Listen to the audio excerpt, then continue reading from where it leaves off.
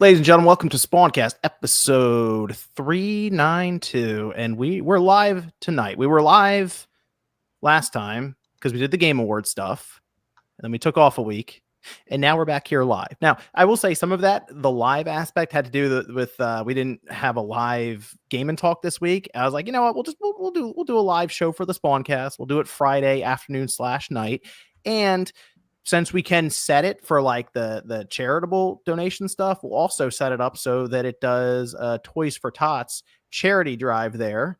So all of that is in effect now with the live stream. Okay. I think it says like, it's on like the right side, I think, by the chat. It mentions it. But Sean has mentioned Toys for Tots to me like every year, I feel like. I think, Sean, like you've mentioned that multiple times. Stop trying to make me look like a decent human, please.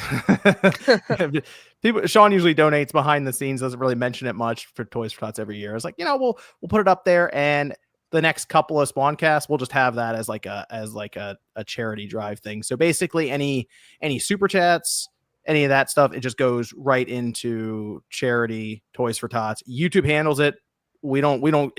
There's not like, we your charity, John. No, we don't have to take the money and then send it over or anything. It's all done like YouTube basically. I mean, they take the money anyway and hold on to it for a while, really, as people know with super chats. But basically, they're then going to take the money. They don't take 30% of it because it's like charity, and they just send it off to Toys for Tots. Oh, that's nice of them. Yeah, right. Yeah. Well, hold on. I'm sure YouTube is like, we're going to also write all this off.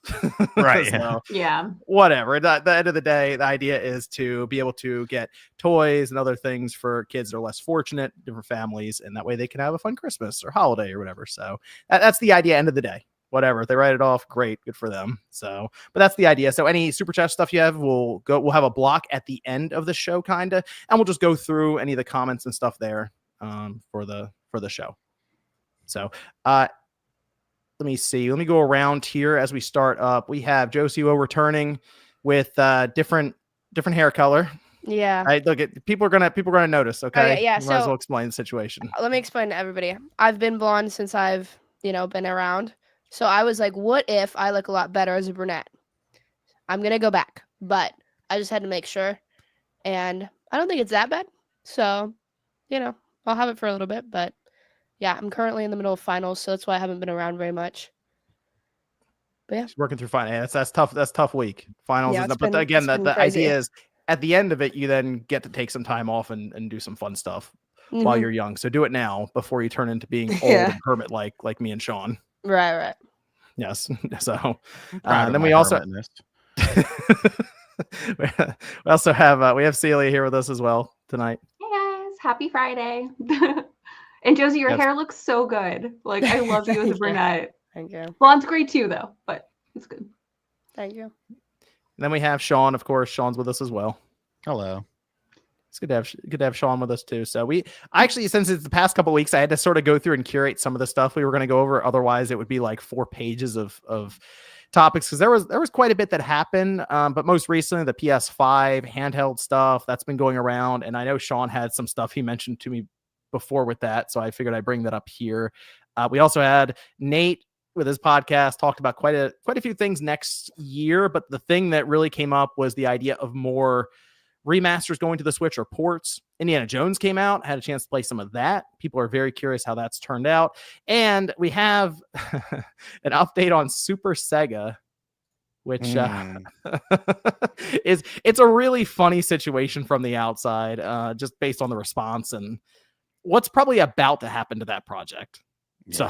So a lot of stuff. We also have the mailbag from the Spawncast network as well, which if you would like to support the show directly, you can go over to spawncastnetwork.com and become a member there. And we have all kinds of threads and questions and stuff that we put up for mailbags that then become part of the show, which is what we're going to do here later on. So check that out. It's linked down below.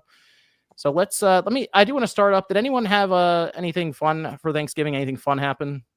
Here, we'll go over that, since that was, it feels like Thanksgiving feels like it was forever ago now. All of my friends turned 21, so we all got to go to the local bar in my hometown, and my hometown is really small, so there's one bar, and we went out for 30 minutes, and then we went back to my house because it was super lame. But it was lame? What do you mean it's lame at the bar? It's a single bar. It's just like a bar, and there are a lot of It was like all the 21-year-olds and then all like the 50-year-olds. It was Just say the so old weird. people. Just say the old people. It was a real divided bar, so we just kind of left. But Josie, was it like a Hallmark movie where like everyone like came back to town? And yes, and we were all really excited. We yeah, were so thrilled to go out, and we're like, now we get to all go out, and then we like did it, and the drinks were really expensive, so we like left and went to the supermarket and bought beer, and then went to my house. better choice. Yeah. I'm realizing I need to go through. I need to make sure I see this because I'm looking at the stuff going into the donations, and some of them are just like anonymous donated $20 to Toys for Tots, and I'm realizing I don't know. It? Are there? Well, no, I see it, but it just says anonymous, and it doesn't show up on StreamYard. Mr. So now I'm Joby, I realizing- think asked a really valid question here. This may have turned on me. MVG. By the way, MVG. What do you do with Meet the Goal? I say one big Christmas themed live Spawncast. That could be fun. Yeah. A Christmas themed live Spawncast. Well, MVG donated $250 Toys for Tots. I have a hat. Wow. So shout out to MVG. Yeah, shout out to MVG.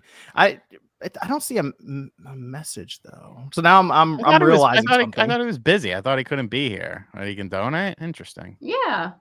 I don't think he can be here. Dedicated He for 2 literally hours. put that in the group chat. Sean, why are you like realizing suspicious? He's giving money to charity. Weird. What a weirdo. No, I'm just This may saying. He could This be may here have with the turned. class. This may have turned on me. I'm realizing that the super chat thing may not work out how I was thinking, but I can at least give shout outs to people who are donating. So shout out to Anonymous wherever you are. Appreciate it. MVG with the big 250 for Toys for Tots. Mr. Joby, who is over on the Spawncast Network as well, with the big $100 donation for Toys for Tots. Shout out to Mr. Joby. And then Medallion as well with 50 there for Toys for Tots. It says actually we're and then Jeff Well, D, maybe $50 Toys for Tots. Maybe it was they just chose to be anonymous. That's true. No, it's true. That's true. Like, that's true. because if you could see some people's names. There's no like message. I'm realizing that. I thought there was a message. I thought that was the idea. Anyway, it's $461 to the $1,000 goal, by the way, isn't like even a goal I set. YouTube just dropped it in there by default. So we're already halfway to it. So shout out to all the people who have donated to Toys for Tots. Really appreciate that. Oh, so you have to check a box to show your name, otherwise it's anonymous. So you're fine. Oh, okay. I got it. Go team. Thanks, Medallion. Thank you. But we'll go through. If we don't have like super chats that I can read technically, we'll have a time period where we'll just go through the chat and just read and respond to you guys there, your comments on that. We'll go that route. What about Sean? What'd you do Thanksgiving? Go over, hang out with some family? Yeah, I went to my uncle's house and he's got a bunch of little dogs that annoy me. I don't know why he has them. They should go away. I like a medium-sized dog, like 35, 40 pounds. I don't like small yappy dogs, and he has 3 of them. I'm like, why do you have, like, he used to have a big black lab that was like 80 pounds. He was a big sumbitch, but yeah, just ate food. That was good. The little dogs always act like they're way bigger than they are too. The way that they act, they just get up on you and bark right in your face. Yeah, yeah. You gotta overcompensate. What about Celia? Anything good for Thanksgiving? Yeah, I spent a lot of time with family. Drove up north, got to see my nephews. They're babies, so they're all little doing baby things. It's really cute. Besides that, played a lot of games. Finally beat Metaphor, so that's done, and I have a giant hole in my life. So. What was the total playtime for your playthrough? I need to look. I want to say 70, 80 hours. That sounds right in my head. I do a lot of grinding at the end because the boss, I'm not giving any spoilers. It's really hard, and I wasn't expecting it to be that difficult, and I did everything right, and I was like, crap, I got to go back. But it was fun, though. I enjoyed it. Okay. Good stuff. Mm-hmm. Good stuff. Let's see. Sean, are you going to watch the Game Awards this year? No. Big announcements. They I saw say this that on Twitter X. They say that every year. I do kind of notice that sometimes. Although there was like 1 year, was it last year or year before, where Jeff was basically like, "Nah, you know what? There are gap years all the time. This might not be the big blowout you're looking for." I'm just not interested. I'll see highlights on Twitter, and like that's good enough for me. I wanted to do like a predictions thing for the Game Awards. I thought about adding that in here, but there's like, it could legitimately be anything. Like I would throw any of the system that people are talking about the Switch 2 being there. It's like, guys, come on. Like, why would Nintendo do that? If there was a title, I would have to, maybe 2 titles that I would say, okay, this could be there, would be Wonder Woman, because that disappeared. It's been gone for years. That one maybe is there. And then Tomb Raider, the big Tomb Raider reboot release, that I could see that. But otherwise, it's like, it could be anything that would get people really excited. Did anyone expect that 1 year where Ultimate Alliance 3 was going to be a Nintendo Switch exclusive, and it still hasn't released on any of the platform? I didn't think that was going to show up. So I just hope Jeff has some cool surprises is all. So, which he hasn't. Has he been in any like spaces or anything recently? Because I feel like the lead up to last year's, he was just in spaces constantly talking about this thing. Didn't that kind of bite him in the butt? Like he overhyped it a bit. Yeah, there was 1 year, I feel like it might have been, maybe it wasn't last year, where he basically destroyed the hype leading into it to a degree. It's like, it's not going to be, I wouldn't expect anything crazy. So maybe he learned either way though. Either, no matter what he says, it's going to hype people up or deflate them completely. And he wants ratings, so he's not interested in jumping into spaces and then having Sean raise his hand and rolling the dice on that. You think he just has the longest sigh when he clicks on Sean in the spaces? Like, here we go. Boy. But no, I mean, I'm sure it'll be a fine show, but it looks the same as it always does. You got your celebrity announcements. Kojima's gonna be there. It's like, really, for me, this wasn't a super crazy year. I'm not expecting a bunch of announcements at this thing of substantial value. It's a market where whoever ponies up the money gets a spot at the showcase. And I think a lot of bigger companies are starting to potentially shy away from doing that because, they realize they could just do their own sort of thing and be just as effective potentially. So, is what it is. Give a shout out to Mac Mega, who donated $4 Toys for Tots. And Alex Manning, who donated $20. And then Anonymous, who donated $5. And then Justin Kizina donated $20 Toys for Tots. Shout out to all the people donating there for Toys for Tots. Oh, and then Pickle Rick donated $5. Anonymous donated $50. And then Nelly Tats donated $5. Nelly. Good first album, Nelly. A big fan. Are there any backlog plans for the holiday? Any game you're going to tackle? I have quite a few. So one thing I've been playing like a bunch of different indie games that I'm just kind of like catching up on. It was announced there's something called the Indie Game Awards, which is separate from the Game Awards, just to clarify. That's been announced. It's going to be on IGN, and I'm one of the presenters for that. And for the Indie Game Awards, they there's a bunch of different games nominated. So I was like going through that list of there's all of these games that I haven't gotten to check out yet. So I've been playing through a bunch of them. Like I've been playing through Bow, which is really cool. I've been playing through, oh my gosh, there's so many. I just beat Thank Goodness You're Here and Love Ghosty. I'm playing UFO 50 Little Guardsman, which is so fun, by the way. I was not expecting that game to be like such a banger. UFO 50? No, yeah, UFO 50 is really good, but Little Guardsman, it's like this. Oh. I saw it in an indie world like a while ago, and I just never got a chance to play it. And it's basically you're a guardsman and you're deciding if people get in the gate or not. And that concept, I was like, that's cool. I'll play it eventually. That's Sean's game, apparently. Wait, Sean, you like that game? No, I became a Visa border agent yesterday, and I was determining whether people could come into the country or not. So it's similar. Forward once in that video, Sean, and it just shows you holding a thermometer up to someone's head. I'm very confused. I saw the thumbnail for that and I was shocked. Well, okay. See, this is where I'm telling everyone in the chat, my friends gaslight me, because I was not aware of that game until someone, possibly bald, possibly British, showed it to me like a week or two ago, and I was like, whoa. And then I saw it was on sale, and I was like, oh man, I gotta buy this. I want to play this, see what this is about. Duly noted. Go ahead. Sorry, Celia. Go ahead. It was just when you said that, I just immediately had that flashback to Sean holding a thermometer up to make sure somebody could enter or cross the border with a 99-degree fever. Well, it was in Celsius. What are we doing here?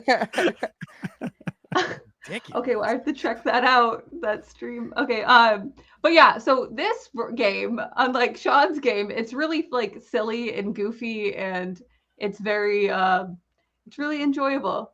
Y'all should check it out. Okay, that's the end of my story. I have a lot of indie games I need to play. What's the backlog game for you, Sean? Because there's actually a lot from this year that I feel like you've kind of held off on a bit. Is there something? Well, I mean, how long is Indiana Jones? That's why people are 15? Saying it's like 20 to 25 hours. Like overall, that most people are saying is like 80% of the game. Apparently, you can go past 30 hours if you want to do everything. Maybe Jet Force Gemini. I've never finished that game Jet before. Force Gemini. I started a playthrough on it. I don't know. I'll see what tickles my fancy.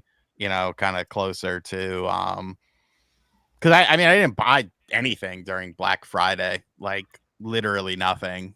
Just there was nothing that really was like, hey, you need to buy me right now. So I'll see. I'll play it by ear. Silent Hill 2 might be the move for you. Yeah. And someone was supposed to give me a code. Did he give me a code? The bald Englishman? Oh. I'm playing The Thing right now. The Thing remastered. I was going to get your thoughts on that later on the show because I was curious since it just shadow dropped like out of nowhere. So yeah. We'll see with that. Yeah, I think Silent Hill 2 might be the move for you, Sean. Just I'll throw that out there. I enjoyed it. It was pretty good.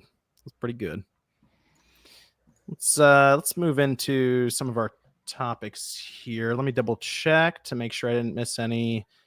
Let's see. We have Outlaw Farmers RC donated $5 to Toys for Tots. Anonymous donated $5 to Toys for Tots. We have Needle Mouse at $5 and Ornil donated $5 to Toys for Tots. And then we have Anonymous and then Matthias Ezekiel Candia donated $5.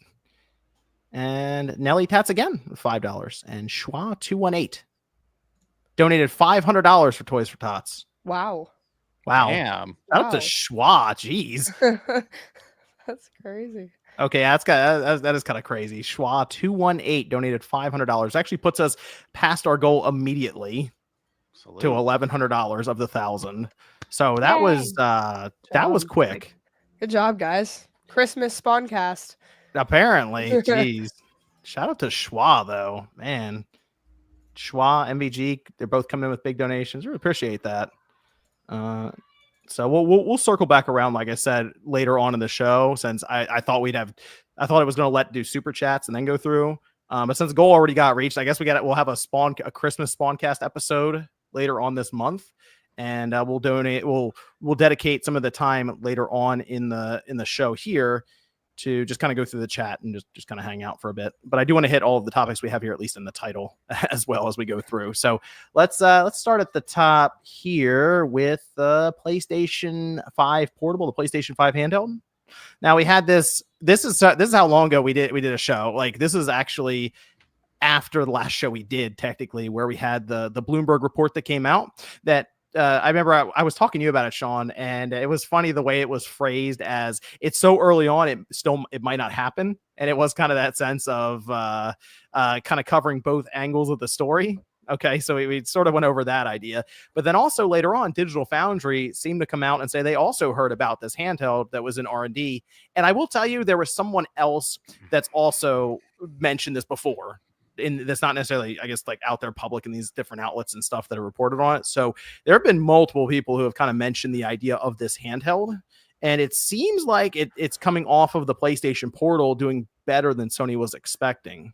Now, that doesn't necessarily mean it sold millions and millions of systems, this little Portal, but if Sony brought this thing to market and thought it was going to sell a couple 100,000, maybe it's crossed 1 million, in their mind, that's exceeding expectations.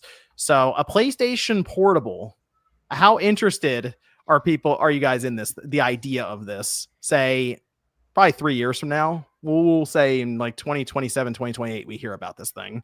Are you guys on board? I'm confused. Don't we already have one? The Portal's basically a portable. But it's like fully a system. Yes, this would be fully a system. So think about like technically like the Switch, really, like that, or even like the Steam Deck or ROG Ally, just a handheld that doesn't need to rely technically on a PlayStation 5 attached to it or cloud service attached to it. Sure. I mean, that'd be good. I mean, it'd be better than what the Portal is. I don't know if I'd buy one, but I think it's a good idea. Would you be more interested in the portable PlayStation 5, or we'll even say PlayStation 6, PlayStation 5, or would you be more interested in the dedicated home system from Sony? I'd probably get the dedicated one just because, like, I feel like that's where they shine. But I think for people who are, who are into it.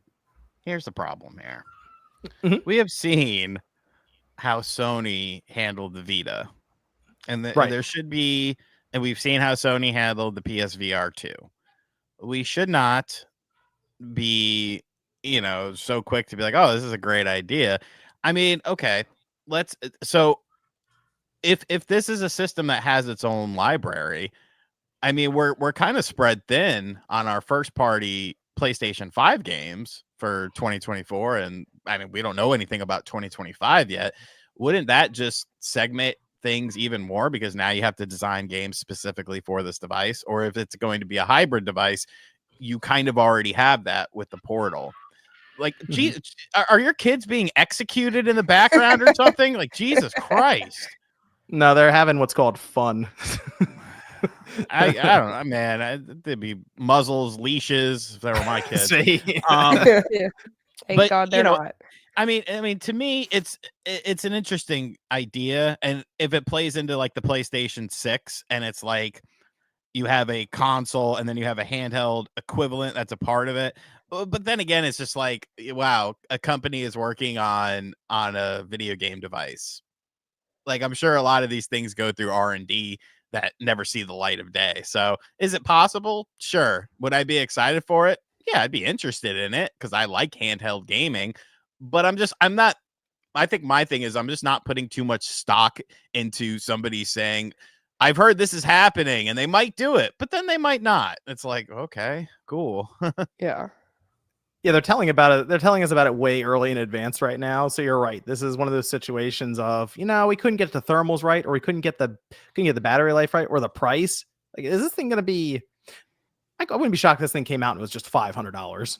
Just outright as a handheld. And even then you might stop and be like, is this a good idea to release this thing? Because that price point would be really important. And that could be something that kills it like in the late stages of R&D, even a year after we're hearing about this report. So yeah, that was definitely a little footnote they put in there as, hey, they're working on it, but it might not come out, which does cover all their bases. You're right, Sean, when it comes to the idea of this report. But I'm intrigued because I think Sony, after seeing the Vita, you mentioned that, which not great in terms of support, as you had to develop a game specifically for the Vita or for the PlayStation 4. But with the Vita, when they developed specifically for it, there are some good games in there from their first party. But in this case, I assume we'd get to a position where the same game would work on both platforms. It wouldn't look as good on the handheld. Kind of like the ROG Ally. You played Spider-Man on there, Sean. Same game that's on the PS5, technically, right? Right. And if it's 3 years from now, I mean, I would have to assume, because AMD is going to show their Z2 Extreme chip in a few months, that there would be more and more breakthroughs and just better technology by then that they'd be working through. So that would be the only reason I would do this. If you can ensure that there is some kind of compatibility behind the scenes to develop the same game for both systems. You don't have to play around with anything weird, So yeah, and if that's the case, then that's I mean, because really, we're kind of talking about two different things, like a dedicated handheld that plays the same games, or a dedicated handheld that has its own library. Right. So it kind of depends on which one of those things it would be. Yeah, I'd prefer just keep it all the same, like all in one one library that you buy. So you'd have cross buy technically. Buying the PS5, it also is on the PlayStation. I don't know what you call the thing. They used Portal, and that makes sense because the idea of tapping into your PS5. I don't know what you would. I don't know. You can't use the Vita name again. That's tough. No. Yeah, they would come up with something new. The PlayStation Triangle or something. Maybe just use PlayStation. Just Portable again. Just don't even, you know what? Whatever. We've had PSP in the past. This is the new PSP. It's just PlayStation Portable. That's so it. You guys are leaning towards this being a wholly new system. Mm-hmm. Yep, new system that you could buy, and technically you could just buy that. You don't even need the PS5 home console. Okay, but like it would be the same SKU of a PS5. It wouldn't be like a 3DS and a Wii U situation. Right. It would play this. It would tap into the same library basically. It would be your PS5 just technically portable, or PS6 portable. So it would. I guess you could see it as a complementary system. Although again, I think some people might go, I'd prefer the portable because we look at the Switch and it's half and half or something like that, right? 50% portable, 50% docked play. So, I mean, there's enough people out there, I guess, that.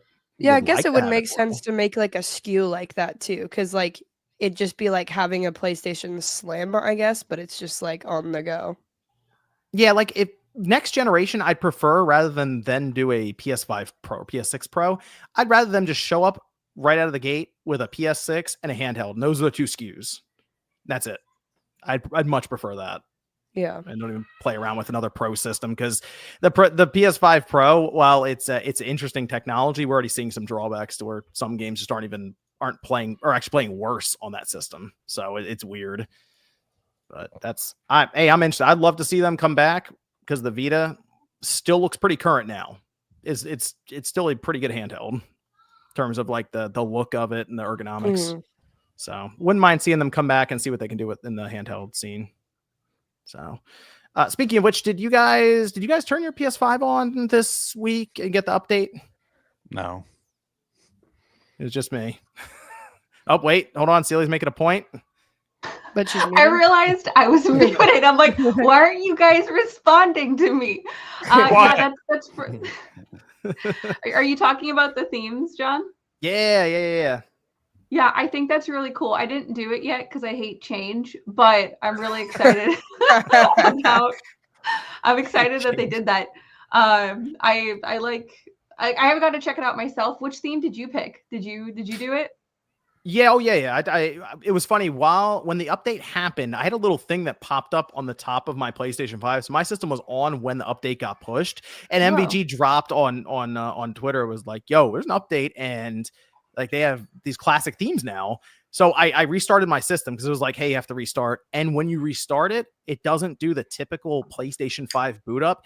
It does the PS1 boot up.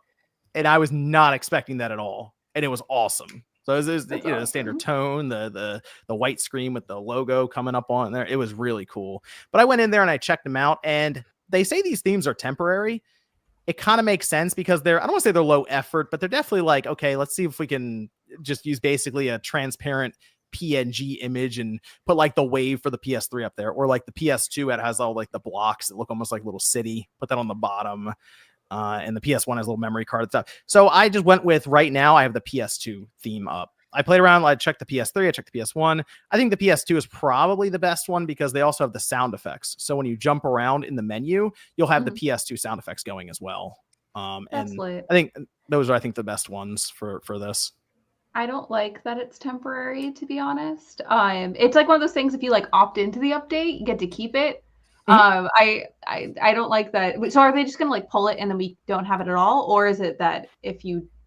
I'm confused. How temporary? How temporary is it? I assume it's getting pulled probably at the end of this month, because this seems like a month celebration for the 30th anniversary that was on the 3rd this week. So That's what I would assume is at the end of this month, there's basically when you go into the settings menu, there's an option that's PlayStation 30th anniversary, and you go in there and then you pick your themes, and you can choose between, you can choose PS1, 2, 3, or 4, which I don't know anyone who was like, oh, the PS4 theme is here finally. Yeah. I mean, let me go ahead and fire that guy up. I didn't see anyone who was excited about that, which, I mean, technically the PS4 is still supported. You have games coming out for it now, so it doesn't feel like the retro celebration the other ones do. And there's just a 30th anniversary theme you can do. But it's pretty cool just because it changes like the sound effects and everything. What I'm hearing is that before this month ends, I just disconnect my PS5 from the internet and I get to have a PS2 theme forever. Somebody's going to do that. Okay, somebody's absolutely going to put their PS5 away, and it's just going to be in like 5-6 years and be like, oh, we have that. It's like the Linux on PS3 thing that got taken away. It's like, no, I still have that 30th anniversary tab on my PS5 or something. Can't wait to flex at the 60th anniversary. Well, if you guys haven't checked it, I recommend just at least turning it on, just seeing it, because it's going to go away. Like I said, probably at the end of this month. So I think it's pretty cool, and I would like to see them do stuff with themes because they just showed us they can do stuff with themes. Like that's what I got out of this. So let's game releases, whatever, do something. I think it'd be pretty cool to see.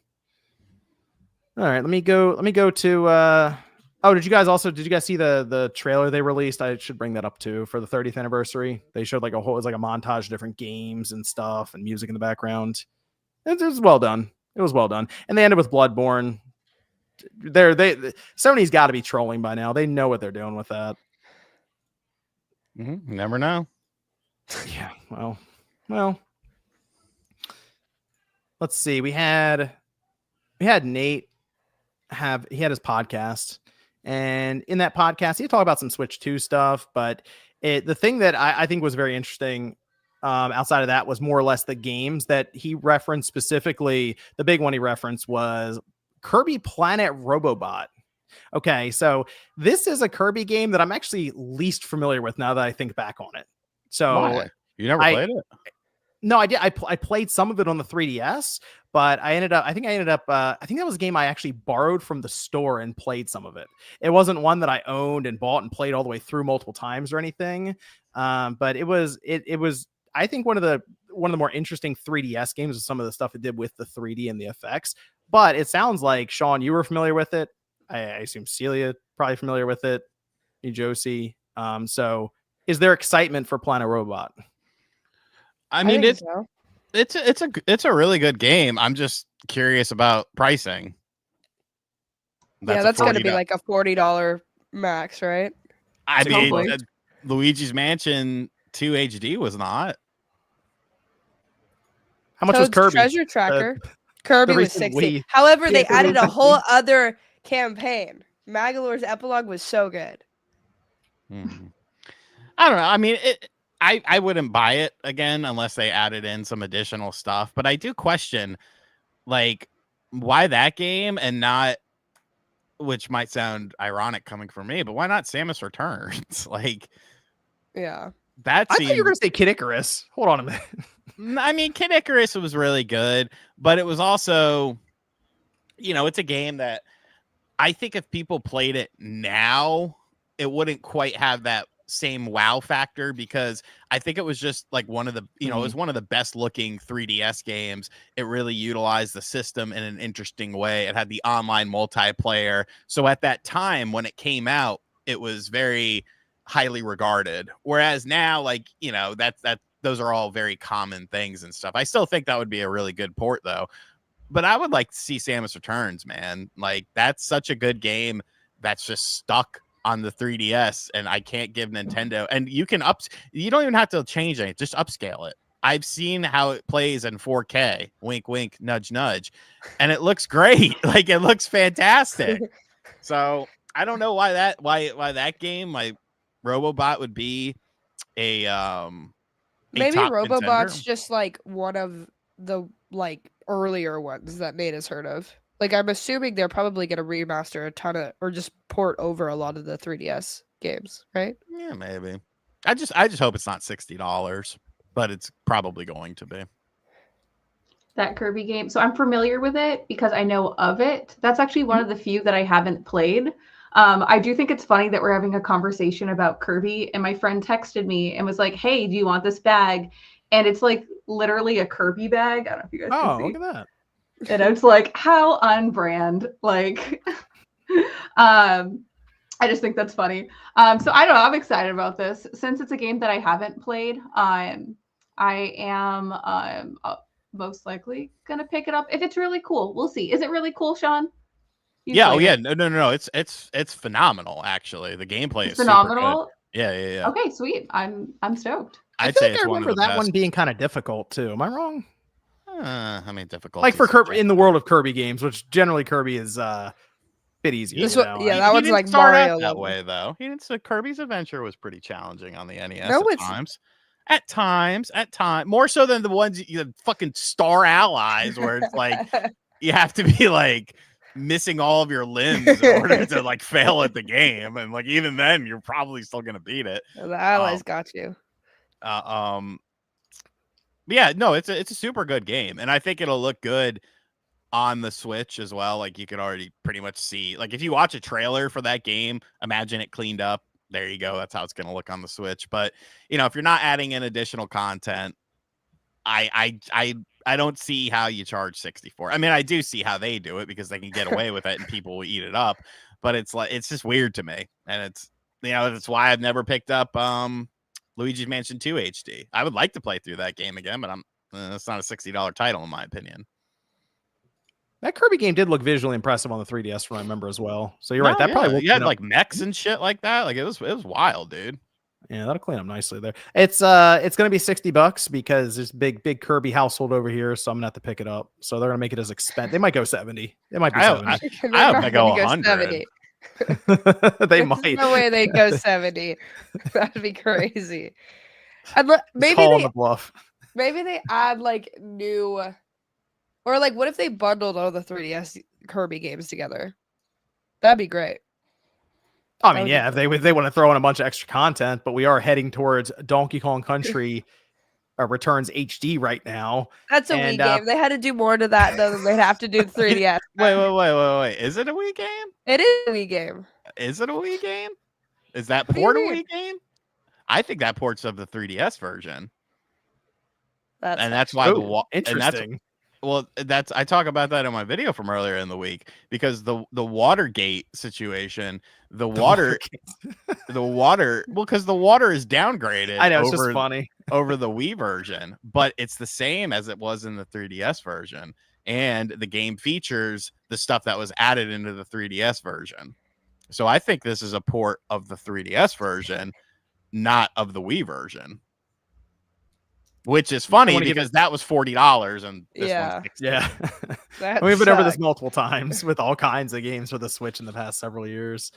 I'm gonna give a shout out to Elliot Wilderman, who donated $10 Toys for Tots.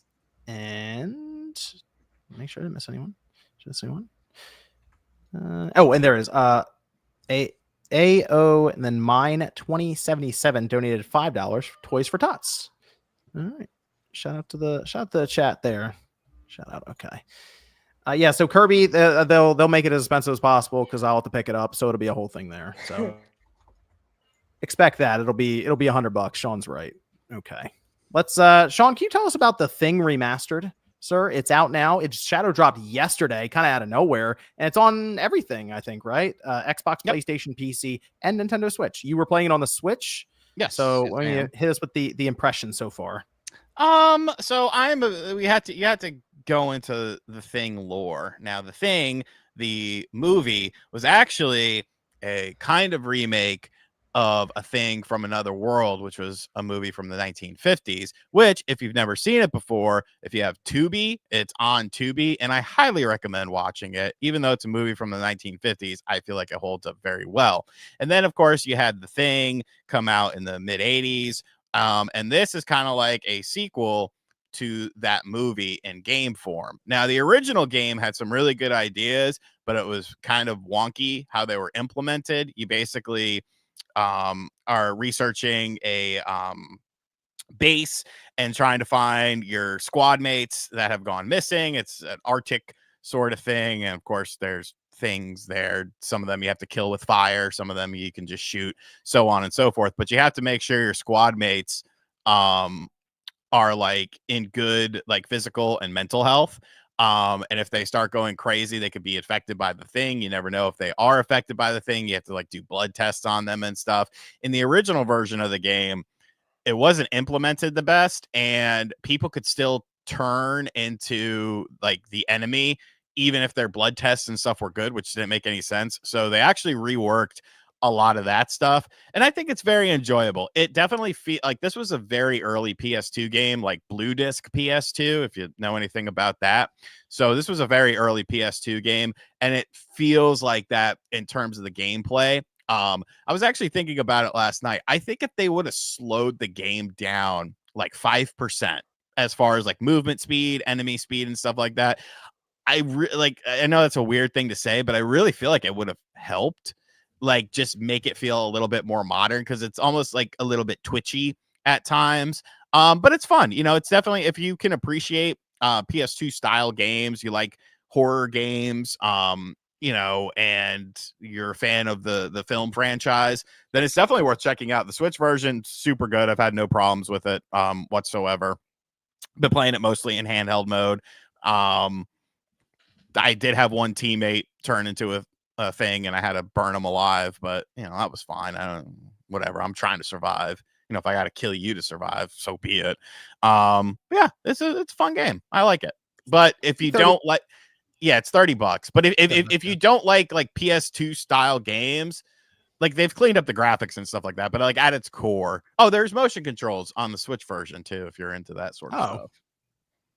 Okay. I also noticed if you pick it up on like it looks like PlayStation, Xbox, PC, they do have like I think they have 4K resolution, right? I guess better textures to match that, and then up to 144 FPS seemingly on PC, 120 on PlayStation 5 and Xbox, and then of course on the Switch you have the portable side of things there. So it's it was interesting to see them shadow drop it. I thought they would have announced it and then like it's out in a couple of weeks or something. No, it was just like, here you go, it's out. Kind of weird how they did that, and it was very annoying if you happened to get a review copy for the Nintendo Switch, because you had to. It wasn't wouldn't let you download it early. Yeah. Well, it's good to hear that I worked out. That was one that I saw come up, and I was like, I didn't really have a lot of memories of that game back in the day during that era. So I was interested to revisit it at some point. Maybe that's one of the backlog games for the holiday. Also, the fair which system I'm going to pick it up on. It's not a super long game. No, I mean, the games in that era, sometimes you'd run into games that era that were like 3 hours long or something, and that was just the way it was. Yeah. I mean, it's longer than that, and you'll probably there's some very cryptic, I would say, like things to figure out. Like, you're like, I wouldn't necessarily like there was one fucking thing where I just could not figure it out, and then so it's nothing major, but you're walking on top of a building and you fall down through a grate, and then you're kind of in like the roof, between the roof and like the ceiling. So you're in this little spot and there's a hole at the end. And so you just walk out the hole and then you're back outside, and then you're kind of like, oh, okay. And so I couldn't figure out what I was supposed to do. There's another grate in that vicinity and you have to shoot it. You can't just walk over it. You have to shoot it to fall down. And I was like, okay, I guess, because you fell down in the one, but whatever. Yeah, it's that cryptic nature from back then, where now we have like nav points for everything, and I think a lot of that came from that generation when people would just probably stop playing a game, like whatever, I'm done with this, and they just put it down, rather than wander around every corner, every little crevice in a level to get to progress a bit further. So that's the thing remastered. Like I said, I'll check it out when I get some time, hopefully over the holidays, and I'll just go backlog diving. So let's talk about it. Let's get into Indiana Jones. So I was curious what the reviews would be for this one, and I feel like leading into it, we've talked about Indiana Jones before, and it of course going to Game Pass does help, but I feel like there was actually pretty good interest from most of the cast leading up to it. Like, I don't know if Celia, you're interested in checking out Indiana Jones, or Josie, but I feel like the fact it's going to Game Pass. So I'll probably check it out. MVG sent me a clip of taking photos of cats, So I'm sold on this game. Like, tell me no more. I shall play it. Nah, it looks like an awesome action adventure. I'll actually check it out, especially because it's on Game Pass, because that's like low commitment. So we'll see. Yeah, I'm about the same. What about you, Josie? You interested in this? Yeah, I definitely am. I have no time right now, so I think this will be like a over the break kind of vibe. But I've been excited for this since it was announced. I think it looks really cool, but yeah, just busy right now. So some point. I kind of went into this game, so I've played about 4 hours of it so far. I did like an hour that I recorded and put up yesterday on the channel, but then I still played for a few more hours, and I played another hour earlier today. And the game it's different than what I was necessarily expecting when I got into it, because this is MachineGames, and when I think of MachineGames, I think of like ridiculous, over the top run and gun action like Wolfenstein 2. But this is very different for them. It's still first person, but it does third person jump cuts, basically, depending on what you're doing. So if you have your whip and you're swinging across like a pit, it'll then jump out to third person for a few seconds, then jump back into first person when you make that move and you're done and you land. So they do that a lot. And then like if you're scaling a wall or something, so they didn't. Some of that stuff would look weird in first person. So I guess they thought about that internally, and they're like, no, let's do some third person, but it's primarily a first person adventure game with stealth elements. So there is action if you want it to have it. And so far I haven't fired a gun yet. It's been a lot of melee combat. You have a whip that you throw around and you pick up items and bash people over the head constantly. So I've hit people with a shovel, with a bottle, with a fly swatter. With a broom, with a club. And that's part of the fun, is when you find an item and it's like an immediate takedown and stealth, that item usually breaks. So like they're one-time use things. So you're constantly searching around the environment that you're like trying to be stealthy in for another item to then basically beat one of the guards over the head with again. So that part has been kind of fun. I've run into like 2 stealth parts so far, but the rest, Celia, you mentioned taking a camera and like taking pictures of stuff. That you're an archaeologist in this game, like primarily. So you are going around and you're kind of learning as well, technically. But you're taking pictures, you're investigating, you're doing puzzles that are like tombs that you're searching through, and that's kind of the idea. So it's heavy adventure and then action. Now, the melee combat is pretty good. I was unsure how it would go, but like when you grab somebody with a whip, pull them to you, and you grab them and you start punching them in the face, there is like serious impact there, and you will just like start knocking people's teeth out. That's awesome. So in that regard, it's pretty cool. And it is you basically just beating up Nazis constantly. This is what it is. Nice. I mean, you were just wrecking. There's one where you have like the candle that like at a church that has like the long stem, and you light that for the sermon or something. You take that and you flip one of the Nazis upside down, and then you just bash them square in the face when they're on the ground, and just blood flies everywhere. That's insane. Sorry, I had to mute that because the kids playing hide and seek, and one of them found the other one, so they freak out. It's like, pretty exciting. They won the Super Bowl. Yeah, it's crazy. So yeah, Sean's I don't even know what you're having, Sean. There's no flashbacks there. Maybe there's flash forwards to what your life could have been. Nah, I'm good. We're good over here, partner. No, Indiana Jones, it looks great. I'm not going to pay the $30 to play it early though, because I'm cheap. So I'll play it. When's it come out? Sunday? Yeah. So it'll be Sunday 7. I guess it'll run on the same time. So it'll be Sunday at 7 p.m. Eastern. Yeah. Well, I've heard that it's like the Chronicles of Riddick game too. A lot of people compare it to that. Yeah, so they do a lot of that first person stuff where they constantly remind you that you're in first person. So they have you do extra things. Like, for example, when you walk up to a door, it's not just you have the key, so you walk through it. It's like, hey, okay, get the key, and then we're going to drop it in the door. Now you hit left on the stick and we'll turn it. So it does a lot of those things where it zooms in first person and shows you doing this stuff. So in that case, there's a lot of attention to detail in them trying to make it feel like you are actually like you're Indiana Jones, like you are this person playing through it in first person. Whereas in third person, a lot of that stuff's kind of hidden. And I know there's a lot of talk about should it have been third person, should it actually be first person. I really have not minded the decision so far, what they've gone with. And the other thing I'm kind of surprised about with this game is I thought it was going to be point A to point B in terms of like you have different, you go through different levels, objectives, and they're just going to take you from the beginning to the end. And it's like a 12-hour adventure. When you get like an hour or two into the game, it actually opens up quite a bit, and there's side quests everywhere. And these side quests are then accompanied with more cutscenes.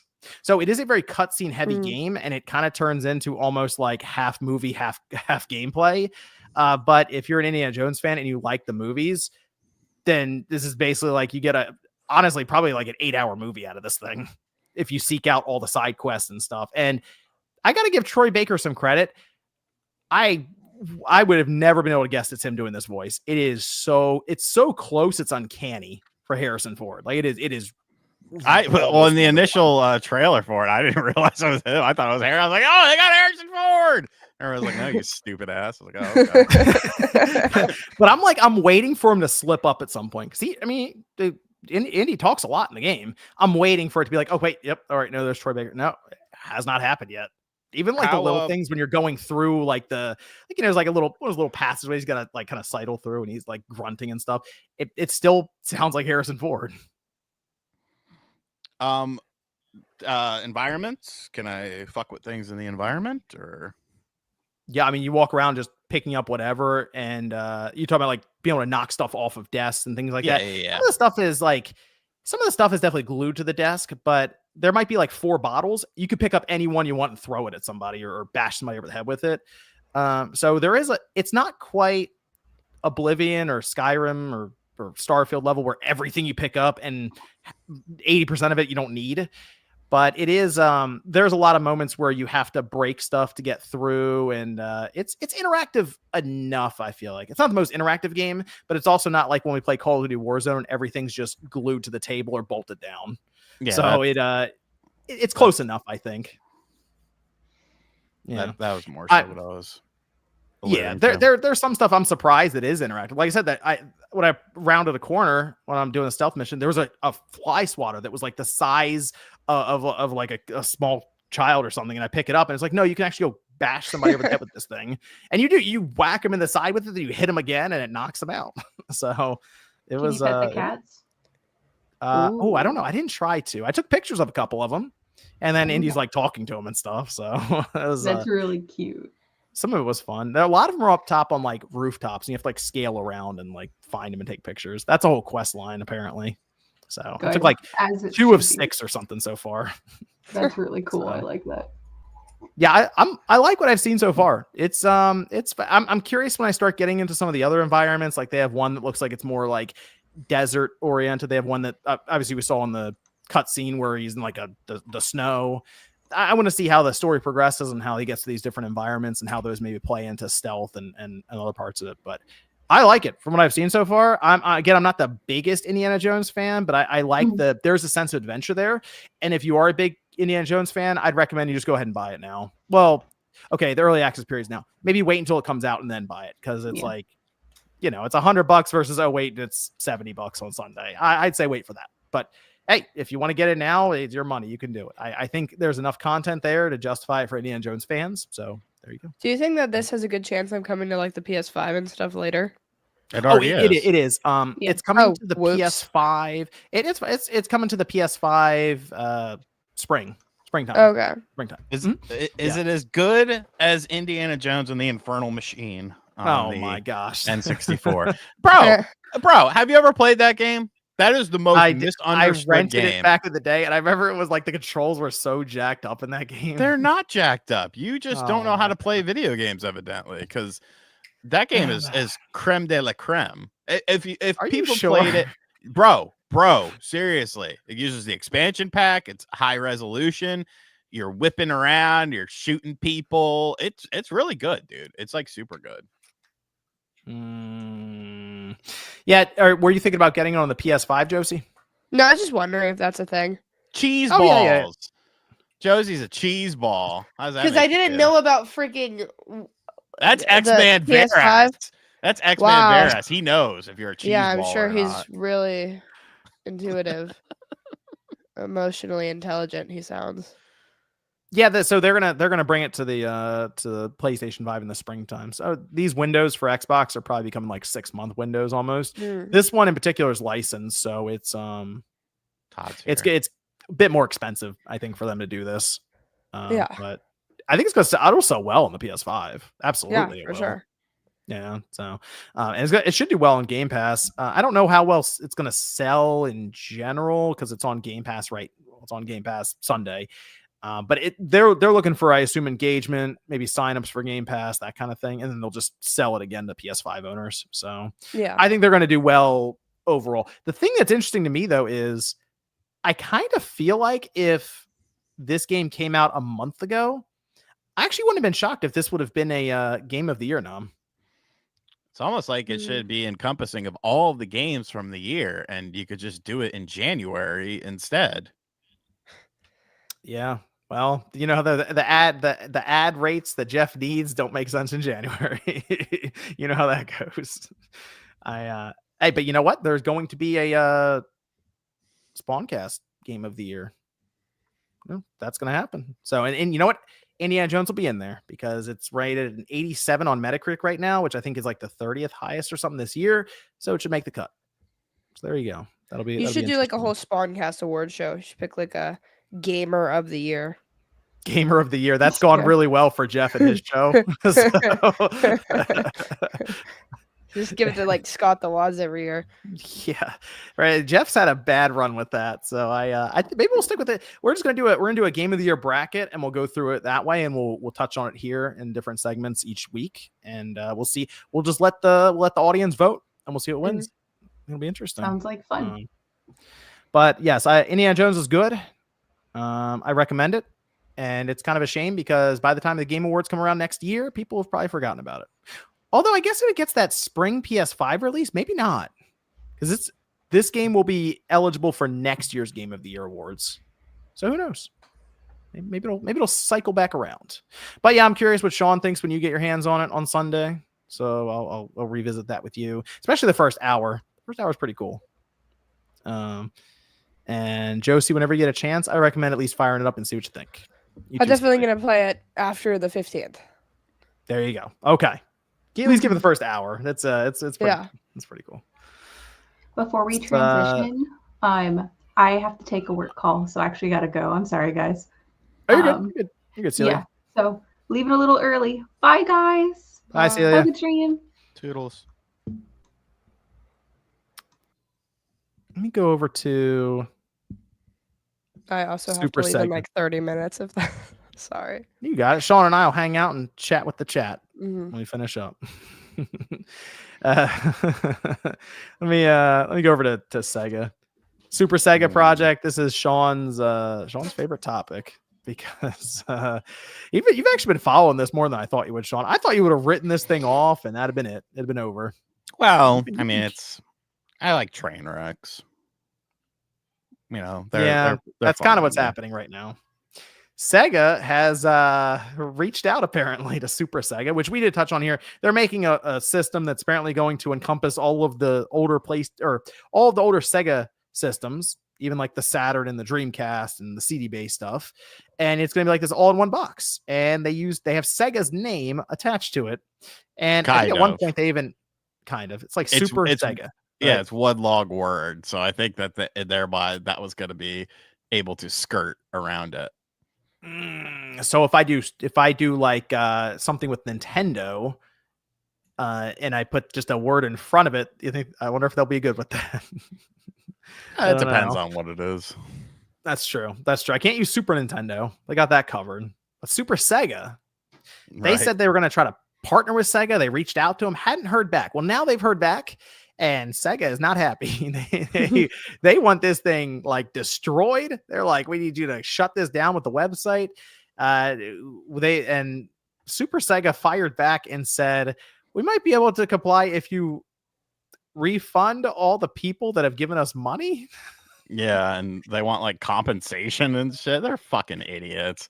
I think they're just a bunch of drunkards that like really like Sega. Like, bro, if you watch the videos, like there's one video where they're showing, because they don't do capture cards or anything. They're just filming the screen, and when the screen goes black, you can see it's a dude just standing in his underwear, like filming the screen.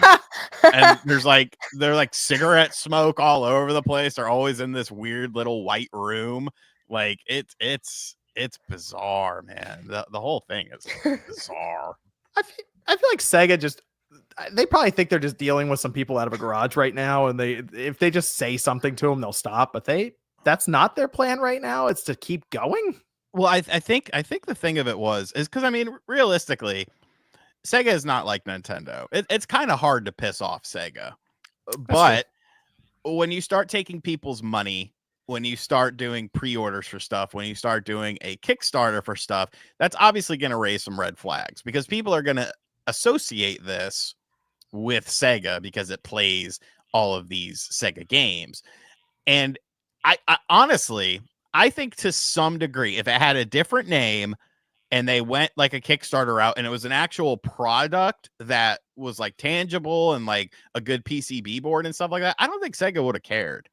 I think it's the scam aspect of it, of how it looks potentially for them, that really set off the red flags for it, because they said, oh, we're not gonna charge you all the money, and then they charge you all the money. Like, what the fuck is that? That's true. You put because Sega's still in the, I know they're like, oh, it's kind of like that, kind of not, but if you go, we're gonna sell the Super Josie Woe system, we need money up front right now, and it plays all these systems, and it might work out, it might not. I feel like Josie might have something to say about that. I might sue him. Yeah. Yeah, he might have something to say about that. It's just weird to me that they're like, oh yeah, we have these demands for you. I don't know what they think is about to happen, but I think they spent all that money on booze. They had a good ass time, and like, that was it, bro. Chilling in their undies, playing some Sega. Because Sega's they're just gonna get the courts involved. Then they're just like, all right, cease and desist time. Here we go, and that's gonna be it. I don't. Well, I mean, he rented a Lamborghini, so he probably has, a little bit of money. Oh my god! Why did he rent a Lamborghini? Fuck if I know. They wanted to like stun on people, I guess. And it's funny because I think they took it when they pulled the Lamborghini in. It's a Murcielago, and you know how the side mirrors are on that. There's literally like a piece of concrete in the gate that they go through, that where the concrete is removed, that's exactly in the shape of the mirror. So I think they had to, like, whatever this wall was that they were potentially going to hit, I think they had to carve out some of the concrete in order to fit it into this parking lot. Like, oh my god, it's just it's bizarre, dude. Why don't they just change the name? Like, I don't know. They're Super Sega. You could probably do something else just to... because they're at least get a social media manager if we're throwing shit in our underwear. That's so crazy. It is weird they don't have a capture device. I don't know. Is it weird, or is it pretty much in line? Because I think it's like you can get one of those on Amazon for like $20. That's booze money. Yeah, that's true. That's true. You are recording like older systems too. You get away with the basic Elgato with HDMI and be fine. Well, no, it's an HDMI. I mean, I would assume they would want to show off the HDMI portion of the games, maybe. But like a basic HDMI Elgato, like just get that, right? That does 1080p 60 recording. Oh yeah. Go with that. I mean, and then you show some cuts of the system working with the TV near. I don't know. You're right. It does seem very odd to be so low production when you're trying to launch this kind of a campaign and ask for a bunch of money. Is this the thing we watched like a long time ago on Game and Talk? Okay. He had like the trench coat, kind of like the coat. Okay. That was super weird. Yeah. I feel like the next story we're gonna hear is that Sega actually shut it all down. Like they started sending papers and that was it. So those guys are absolutely getting sued. Oh yeah. So they're gonna start getting some formal stuff now. It's happening. Yeah. It's happening. Absolutely. Let's go over to Ubisoft. Ubisoft has had a tough year. They've been getting crushed at the stock market in general. The valuation for their company is even lower, although it did have a bit of a jump recently, which we'll get to in a minute. But they are shutting down X Defiant. So that game released to the public in May. It is now December, and they've announced that it's shutting down. So that's going to shut down next year, I believe in June. So it technically it's going to get a full year. We played some X Defiant for a while. We gave it a shot. You played, didn't you? You played it too. Did you play it? Is that the game I played one game and I uninstalled it? And No. That was the finals. That was the finals. Yeah, you played X Defiant for a few days. I don't think I did, bro. I bet you fire up your Xbox and look at the card. If it's even still. Well, no, I think you still look at the card. If not, I bet you it's more hours than you think. So we played I never played this. X Defiant? I never played this. I never played this with you guys. I probably told you all to fuck off because I wasn't interested. I know me, MVG, and Nate played it. Yeah. I think it was on my sabbatical. Your sabbatical. Tired of your gaslighting. See, we needed to try to. That's right. We were like, we need to move Josie in for Sean's spot for some of these games. Get her involved in this. It was a free to play shooter. It was similar to Call of Duty, although it was a little faster. And if I ever had time, I'd get on there with you guys. Yeah, we're always looking for somebody else to jump on. Maybe over your holiday break. Play some games with us. Yeah, I've been back. Y'all ain't been playing shit. I said I've been back. Y'all ain't been playing shit. Yeah, we were playing Call of Duty for a while. Well, I was playing Indiana Jones last night. We were playing Call of Duty though, because Black Ops 6. We're playing. Are you guys gonna play Marvel Rivals? No. I thought about it. I thought about downloading it to try it out. Why are you gonna play it, Josie? I downloaded it. I want to try it. Are you sure? All right, I'll download it. That's like a hero shooter with the Marvel characters from what I've seen, and apparently it's popular. It's like 500,000 people on Steam jumped on it right away. You know what's weird is that my very casual gamer friends were like, "You have to get this game. I heard it's so good," and so that's why I downloaded it. And I don't know, it was just weird that it made it that far. Complete contrast from what Ubisoft is dealing with because they're shutting live service games down. Here comes Marvel Rivals. That is, to be fair, Marvel Rivals is able to tap all these Marvel properties that are very popular as it is. Like they already have built-in popularity. So that's how I would do a hero shooter. You need to have a collection of intellectual properties that are already popular because the hero shooter genre itself isn't going to be enough to hold up a game like a Concord or something. So yeah, that's the way I do it. Make Marvel Rivals. What Spider-Man's in there, the X-Men, all these characters. Is it free? Wolverine. Yeah, it is. Yes, it is free. Yeah. I gotta pee. And it's free. And it's free. Okay. So I will download Marvel Rivals on the Xbox, Josie. There's no crossplay apparently. There's no crossplay? I've been told there's no crossplay. Ah, crap. Can someone in the chat correct me if I'm wrong? I got it on Steam. I mean, I can get it anywhere, obviously, but yeah. Well, somebody in the chat maybe can correct me if I'm wrong. I saw some people over on Twitter X say that there's no crossplay, and they typed it in all caps. So I assume they're very emotional when they type that, and so maybe correct or not. I don't know. Okay, this person says there is crossplay with PC. Oh, that's what I'm on. Okay, perfect. There's crossplay with PC is what they're saying. So I assume there's not crossplay between consoles, but Xbox can play with PC or PS5 can play with PC. Is that perfect? Correct? People in the chat. Make sure. I play with my friend. He was on PC. Okay, cool. Okay. So we're good either way. Okay. Great. So you can play on PC. Interesting. You're playing on PC. I got really good with mouse and keyboard controls for shooters, and I can't go back. I was not aware you had a gaming PC over there. I do. Yeah. That's what I've been streaming on actually last year. You never mentioned you had a gaming PC. I built it. You built it? Hold on a minute. Why are you mentioning? What is all this now? I don't know. I did some. I built it a while ago with my dad, and then I got it. So it's really good. It kills it. I play a lot of Fortnite on this thing. Oh well. So I guess that's probably why, because that's really the only game. But wow, okay, it's great. Cool. Now you're always like playing the Switch. Like, yeah, I built a gaming PC too. No big deal. Like Never I know how to ever. Well, I know how to do it. Like I built a gaming PC when I was like 14. I've known how to do it forever. I just, never talk about it. I don't know. I didn't realize it was interesting. Yeah, I mean, it is. That's pretty cool. See, look at that. See people saying W Josie. Look at that. Thanks, guys. See? All right, I'll be more hardcore gamer adjacent over here. I didn't realize. You start talking about like gaming PC and building them and stuff. Telling you. All right. Well, I also just released a cozy video, so I think it kind of might take away some of my credibility. But build a PC. That's true. And he got sponsored by a cozy game. Watch. Sean, did you know that Josie built a gaming PC? Oh, good for her. Thank See? you. Look at that. I mean, why is that a surprise? What, you think women can't do things, John?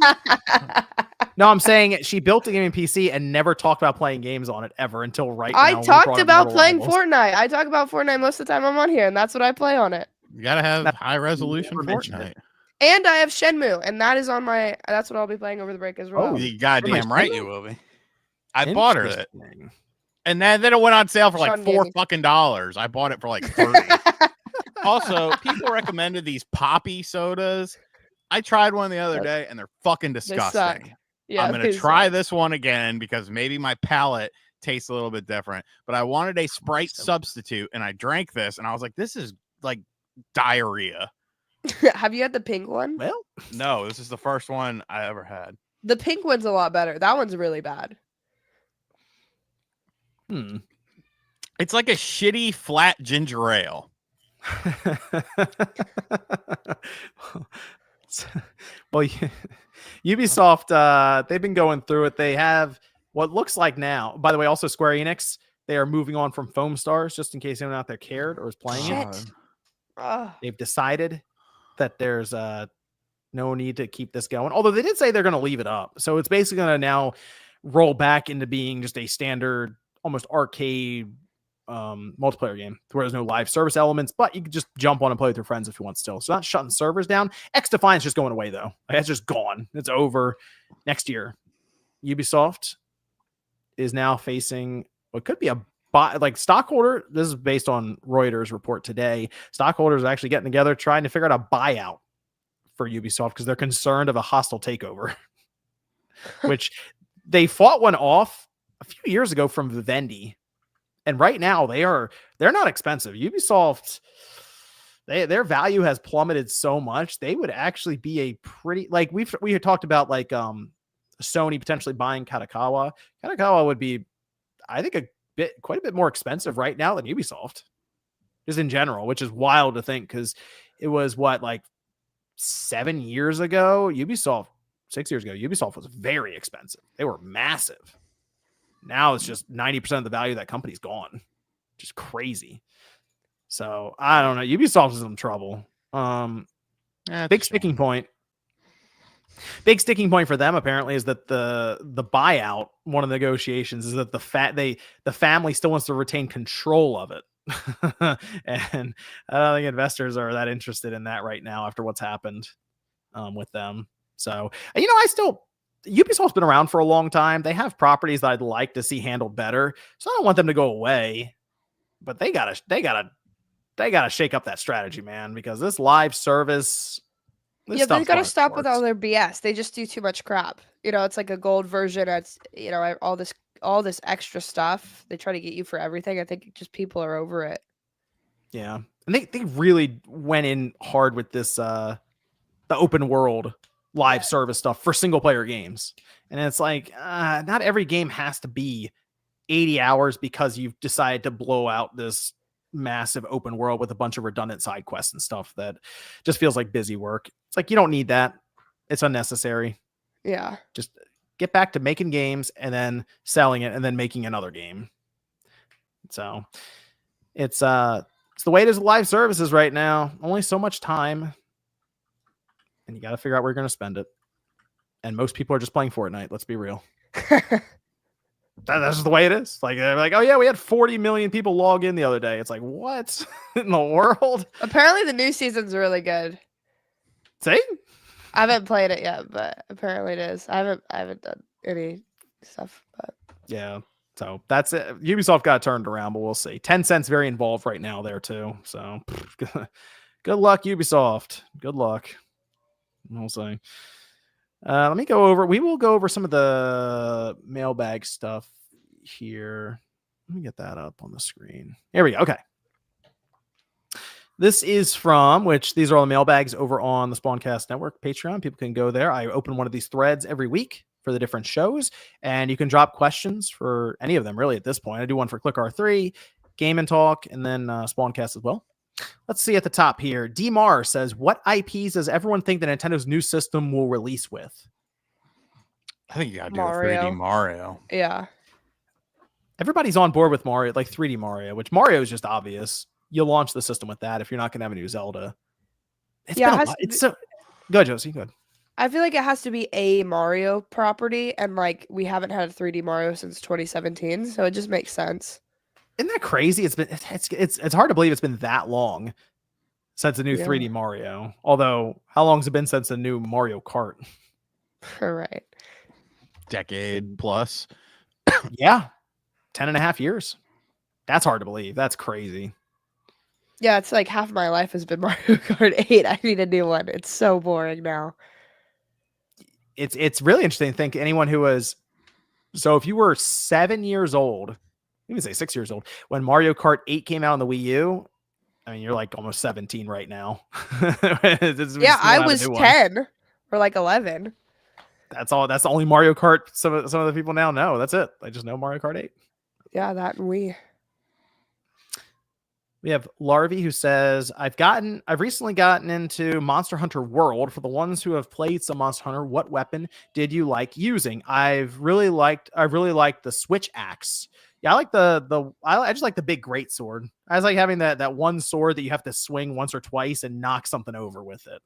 Although I guess the sword and shield is like the easiest. That's usually what people recommend. But I just like the big old great sword that's like bigger than my character, and I swing it around. We played Monster Hunter Rise for a while there, Sean. What did you use? Yeah, it's a good game. I think I just went with sword and shield. That was it. Okay, yeah, sword and shield. I like the impact of the great sword. Like when you really connect with that thing and it knocks one of the massive monsters over. That was always cool. So, Josie, did you play Monster Hunter? I should ask you before we move on. I have not. Let's see. Kale says, do you expect the big three to have a presence at the Game Awards? Nintendo, no. I don't think Nintendo will be there. No. I think Sony and Microsoft will. I think they'll both be there, actually. Sony still has some accessories to announce for the year. That'd be this week coming up, the Game Awards, so it wouldn't shock me if that's where they drop it, because we've seen accessories like the DualSense Edge announced at a Jeff Keighley event before. So that would make sense. Yeah. Microsoft, I have no idea. I mean, they have so many games coming up next year that we need, like we assume Fable is coming out at some point. So I don't know, maybe they want to show something new there for it. Let's see. This is from Bloody, who says, being a 90s kid as most Spawncast members, do you think games were really better when we were younger, or is it only nostalgia? I do believe gaming peaked in the Xbox 360 PS3 generation. Yes and no. I think it's a very nuanced discussion that I constantly see people have. The games of today wouldn't exist without the games of prior years. And I think the fact that you constantly, especially like during the 90s, late 80s to 90s, you saw the invention of genres. You saw the invention of new game types. You saw technology change so drastically over a 5 to 10 year period, whereas nowadays you're getting better experiences of things that have already been done. I feel like the innovation has kind of evened out because there's only so much that you can like really do that will work. So, it kind of depends on how you look at it, because from a technical perspective, the games of today are, far beyond what the games of the past could do. But from a gameplay perspective, the games of today are more refined experiences from that original, 90s sort of era of gaming. So, like if somebody were to say, I think of it like this. If somebody were to tell me, Resident Evil 1 is my favorite Resident Evil, the original game, I'd be like, cool. If somebody were to tell me Resident Evil 4 was their favorite Resident Evil game, I would say cool. If somebody were to tell me that Resident Evil Village was their favorite Resident Evil game, I would say cool. It kind of just depends like where you got in and what sort of level of game you can appreciate. Yeah. You know what's interesting? Josie, of course, goes back and she'll play some of these older games with, say, a fresh set of eyes compared to us who have a certain memory of these games. And what do you think, Josie? You didn't necessarily have to be a 90s kid to go back and play them, but is there any game that has stuck out to you, or just in general your vibe of that generation? Like as the best one of just the in general, Xbox? I guess like versus games now, because I mean I could think of games that. PS1 wise, Final Fantasy 7, I'm like, yeah, that game was awesome. And then you look at the characters and like they have like their forearms are like blocks. It's like, oh yeah, that was a little. And then the writing's not great most times. Like some of the translation stuff was pretty bad, but it has that like sense of nostalgia in my mind. Whereas I then look at some of the other Final Fantasy we had recently, like 16 even. You're like, that game looks crazy, you know? So Yeah, I think I can really mostly speak to this from like the Nintendo perspective, and I have a really hard time with like early 3D games in general. I just feel like they've aged. It's hard to go back Super to Mario 64? Still like the camera controls in that game, like it's a great yeah. game, but it still pisses me off because of that. It's just like certain things like that I never had to deal with as a kid, so like dealing with it now is weird. I mean, like, I love a lot of Wii games. I don't know. Like, I see the appeal of things like Super Metroid and all that, and I think they're great for their time. You I could don't say know. Metroid 1 it hasn't held up very well, because I wouldn't disagree with you on that. Yeah, I mean, that game is not.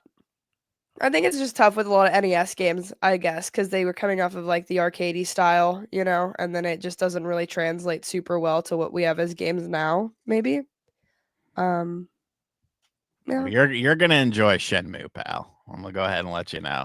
I'm excited. I hope so. This is definitely gonna be a groundbreaking, potentially life-changing experience for you, if we're being honest. All right, I'm really hoping. Life-changing? Hoping. Shenmue changed my life. Shit. Back in life-changing. She's gonna sit there like the forklift, like, what is this? What am I doing here? You have to work in life, John. God. I really am looking forward to Josie's opinion on Shenmue. We'll just start with Shenmue 1. We'll see if she gets through that. I mean, really, I mean, you could just play the first one. I would be satisfied with that. But if it's so good, she wants to see what happens next. Oh, yeah. I mean, if you fall in love with the story, which you may, and you want it to continue, then, you know, I'm not going to argue with you. Hey. I think with like the 90s games, there are so many firsts that we experienced back then that it's always going to, in our mind, be above a lot of the stuff we get now that still taps some of those gameplay mechanics. Like you mentioned Mario 64, Sean. Dude, it's impossible to top the first time you see Mario jump out of that pipe in 3D. Right. Like you're just not going to. Or in like Metal Gear Solid, right, on the PS1. You can even say the PS2 tactically. I know we're working out of the 90s then, but like some of the way that they blended like narrative experiences with gameplay, and like it just didn't feel like the video games we had up until that point. It's just now we see that everywhere, shifting from cutscene to gameplay to cutscene. Like it's so overdone almost at this point. So it's just for us, because of growing up with seeing the progression of an evolution, it's so hard to not be like, yeah, the 90s, and clearly that was it. That was the best. But yeah, Lift Driver, like hey, there it is. Hey, changes lives. Okay. It's yeah, I gotta see what your impression is on that, Josie. That's gonna be so interesting for that game. Yeah, that's kind of the way I see it, though. It's so hard to describe it to people who aren't. I think like there are certain 2D games that are better. Like I think 2D Mario was better back then in a way, because it was just like, you know, much more challenging, and just like it was more of a, you know, less of a kiddie handholdy game like it is now, I guess. But yeah, like 3D wise, story wise, I don't think I've seen anything that I like older that I've liked more than the newer stuff. Yeah, like that was like 2D Mega Man. That was it. Mega Man X. Capcom has never done anything as good as that. Yeah, so, and right. They're fighting game people who like really love that generation for fighting games too. That's like, fighting games are great. Yeah, there's a lot like that. That's just really, it's hard to top. But you're the Wii era kid though. I am the Wii era, so it's like I don't really. It's just different, you know. No, I mean the Wii was a souped up GameCube, so it's not that far off. Yeah, but I was like, it was just like Wii Sports and stuff like that is what I grew up with, you know. Classic. And Donkey Kong Returns. That's why I'm excited for that game to come back. But Coming back, Sean. See that? Coming back, and I will be playing it day one. You're part of the problem. Listen, I did a whole like Donkey Kong Country playthrough, and so it makes sense to play. She beat the second one. That's like the Dark Souls of Donkey Kong. That game, well, it doesn't suck. It's a very good game. That game was so hard though. That game's very rude to you. It was so hard. It was crazy. Let me go over here. I saw some. I have Yarrow PR who donated $20 for Tots. YARO. Loving Awareness donated $5 Toys for Tots. And I saw another one. We have Chill Linux Gamer donated the big $200 to Toys for Tots. Damn, shout out. Gamer. What's our total at? It's at $1,386. That's been raised for Toys for Tots. So shout out to the community here. Shout out. Yeah. Okay, let me get the mailbag again. Here we go. We have DC Fat Cat says, what's your favorite Hallmark movie event? Christmas tree lighting, Christmas card making, or hot cocoa social? You know what mine is? When the 90s attractive star is now the adult in the movie. Like that chick from what's that chick's name? Lacey Chabert or whatever. She still looks good. She was on Party of Five, I believe, was her big thing, and now she's in those Hallmark movies and shit like that. Like that's pretty much what it is. Because I have to watch those at my grandma's house because she's always fucking watching those. And I'm like, it's like the 25 Days of Christmas, right? Or they always have like a new movie on every day or something. I don't know. I'm talking about like Christmas Eve when I go over there. Because we ain't doing that, Knicks play on Christmas Day. So I take over the TV. I'm like, hey, we're watching the Knicks here, pal. Let's see. We have Game Bro says, can we get a Spawncast Plays episode for the new Power Ranger beat 'em up? There was an issue with the online multiplayer is to 2 people or something. And it's $35. Seems a little high. They got to sort out that online multiplayer, because if it was like 6 people, like the Turtles one was really fun, and we could definitely fill out a room for that. Yeah, they got to figure out that online multiplayer. But I wouldn't mind. That'd actually be fun, Game Bro, to just kind of do that, either whether it's for a stream or just a video and just post it. That'd be fun. Let's see. Christian Hernandez says, do you have any winter games for the winter break that you play around this time of year? No, I watch winter movies. I watched The Santa Claus yesterday. Oh, we got to watch that soon. We got to watch Santa Claus. That's a good movie. I hate Bernard. I don't really like the elves. Like a Bernard. I fucking hate Bernard. I want to punch him. I want to punch him in the face. Oh man. And I really don't like the mom and the stepdad. They're that's the idea. You're not supposed to like the stepdad. Neil sucks. Yeah. Neil's a fucking bitch. He sucks. The woman, I forget her name. Who I always thought, this is how bizarre I am. I always thought that was the same woman as Mrs. Doubtfire, Sally Fields, but it's not Sally Fields. They just look similar, like the bitchy white woman with a Karen haircut. We always watch Home Alone 1 and 2 every year too. Yeah, I already watched those. Okay. Yeah, we got to get the Santa Claus. Do you stop at Santa Claus? Do you like Santa Claus 2 or 3? 3 wasn't as bad as I remember. I'm not a big fan of 2 though. What's one that had Jack Frost in it? He like just starts freezing people. That was 3. That's 3. What was the one where they go back to like the kid's a teenager? That's 3. That's all 3. Oh, okay.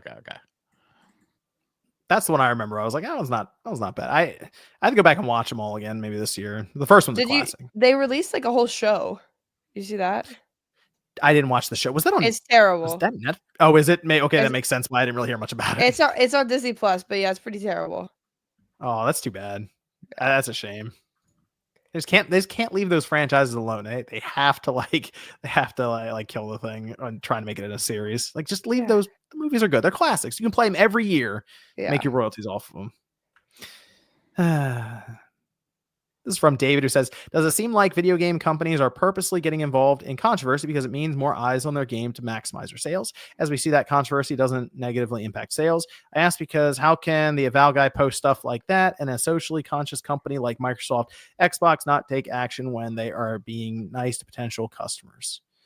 Okay, so Josie, if you need to step out, you said 30 minutes or so. Yeah. 30 minutes. You don't want to get in trouble here because I know what's about to happen. Because John's gonna ride, John's gonna stick in the middle, and I'm gonna say what I say. So all right, ahead, bye guys. child. Well, I actually have a lot to do with this, not because of this. All right, goodbye. Bye, Josie. Bye. Wait, it won't let me leave. It's time to say something racist. Whoa. Okay. You made a video on this too, Sean. Yeah, I mean, it's a very nuanced thing. I do have an issue with this situation too, by the way. I will say something about it. Go ahead. My thing is like, you are equate it to like going to McDonald's and like the person's like, I don't want to work with a bunch of crusty white people. Like, what would happen at McDonald's? Like, you'd probably lose your job. Let's call a spade here. And it's just these self-loathing, loudmouth nepotism. It really, because what it boils down to is these people are. I didn't mean to say nepotism. The word I'm looking for is what's the fucking word I'm looking for? Narcissistic. Jesus Christ. A lot of these people are very narcissistic to where they feel like they need to say everything that comes into their heads because it matters, and they need to champion and all this sort of stuff. And it's very weird to me. It's very weird to me how these people kind of operate, and they feel like that their words are so important when you could potentially, damage a product that thousands of people have worked on, not just you. You can do any sort of game you want. You can make any sort of game that you want. And right now, making video games is as easy as it's ever been, and you could get any sort of audience you want, this, that, or the other. But I don't think alienating and talking down to your potential consumers like you're some sort of god is really the right way to go about it. Like I said in my video, I hate, John, you can attest to this, I hate like 85% of YouTubers, and these people are like colleagues of mine, but I'm cordial with them. I don't go out of my way to fucking be like, oh, fuck you. Like, no, I'm cool with people, unless boundaries are overstepped. But these people, they seem to just drum up situations. Are they bored? Like, I don't get it. Yeah, I think in this case, someone asked if it's if they're doing it on purpose. I mean, I don't think so. I don't think so. A lot of these people are just oblivious to their stuff. There's that that thing that people, it's like a saying for it, like main character syndrome kind of thing, where it's like you see when we were growing up, it was like that, they'd come like when you're a teenager or something, your parents be like, well, the world doesn't revolve around you, kind of thing, right? That's what they tell us. They'd be like, okay, fine, whatever. Yeah, too bad, mom, and you like run out the door or something and run away, whatever, it doesn't matter. But the idea was there's a lot of people around you as well living their lives too, right? And you gotta think about that. So you mentioned this this studio, Obsidian, working on Avowed. 100+ people probably working on this thing. Maybe hundreds, maybe have touched this game in some way, art direction, outsourcing, whatever. And it's like one person just goes on social media and can have that kind of effect.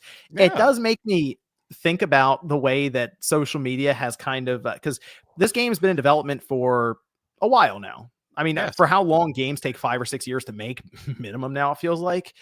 When this game started its development, it was before the pandemic and all this stuff. And it was honestly back then a different world than it is now.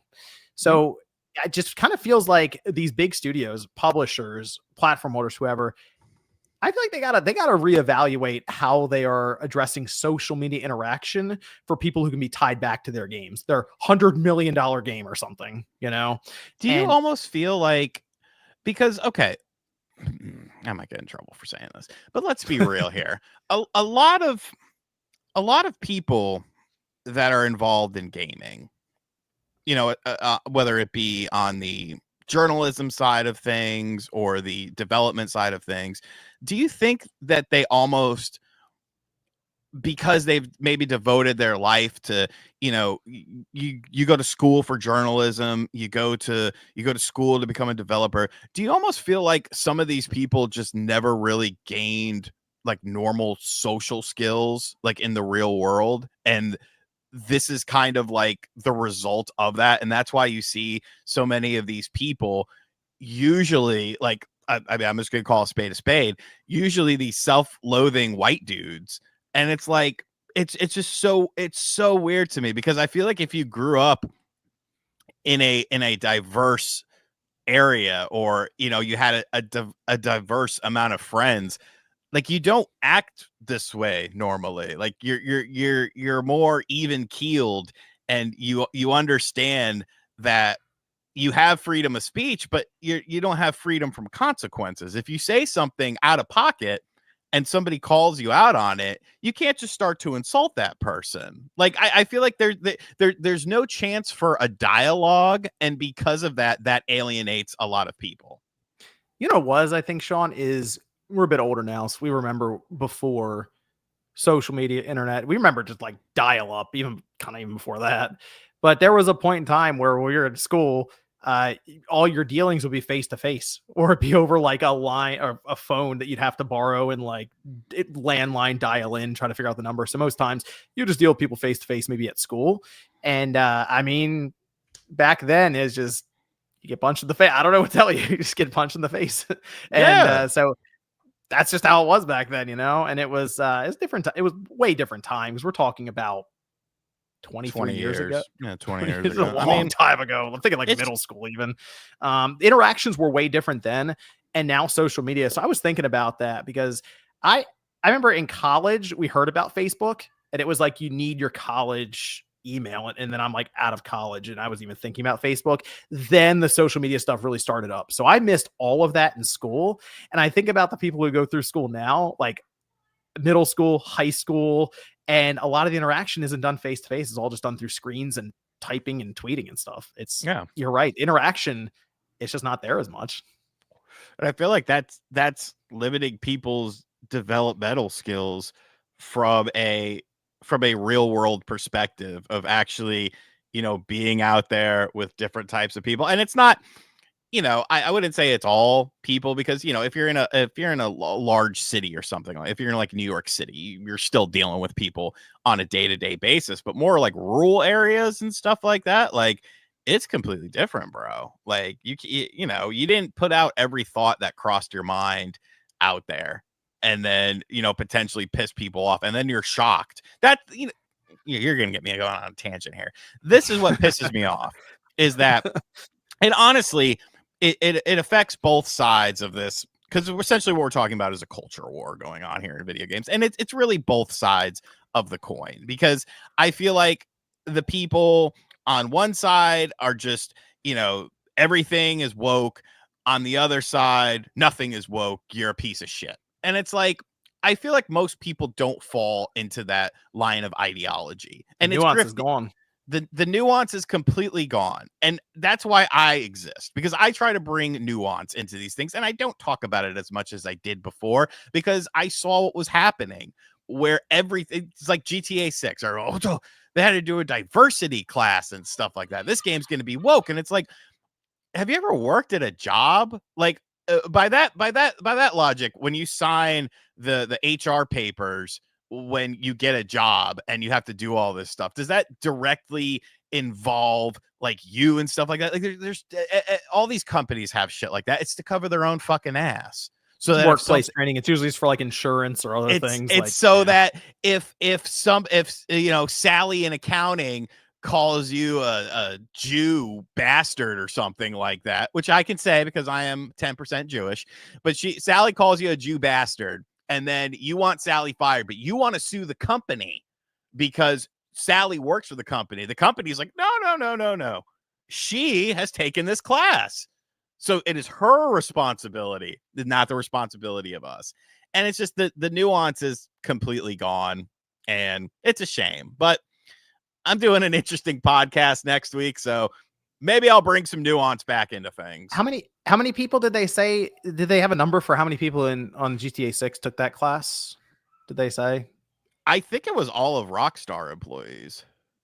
Well, I'll tell you, the amount of when the credits come out for GTA 6, it's going to be like stupid. Like the amount of people who worked on that game, it's going to be insanity. So if it's not like 300 people, it would have to be like 500-600 people that are apparently part of this to where it would even cross my radar for that.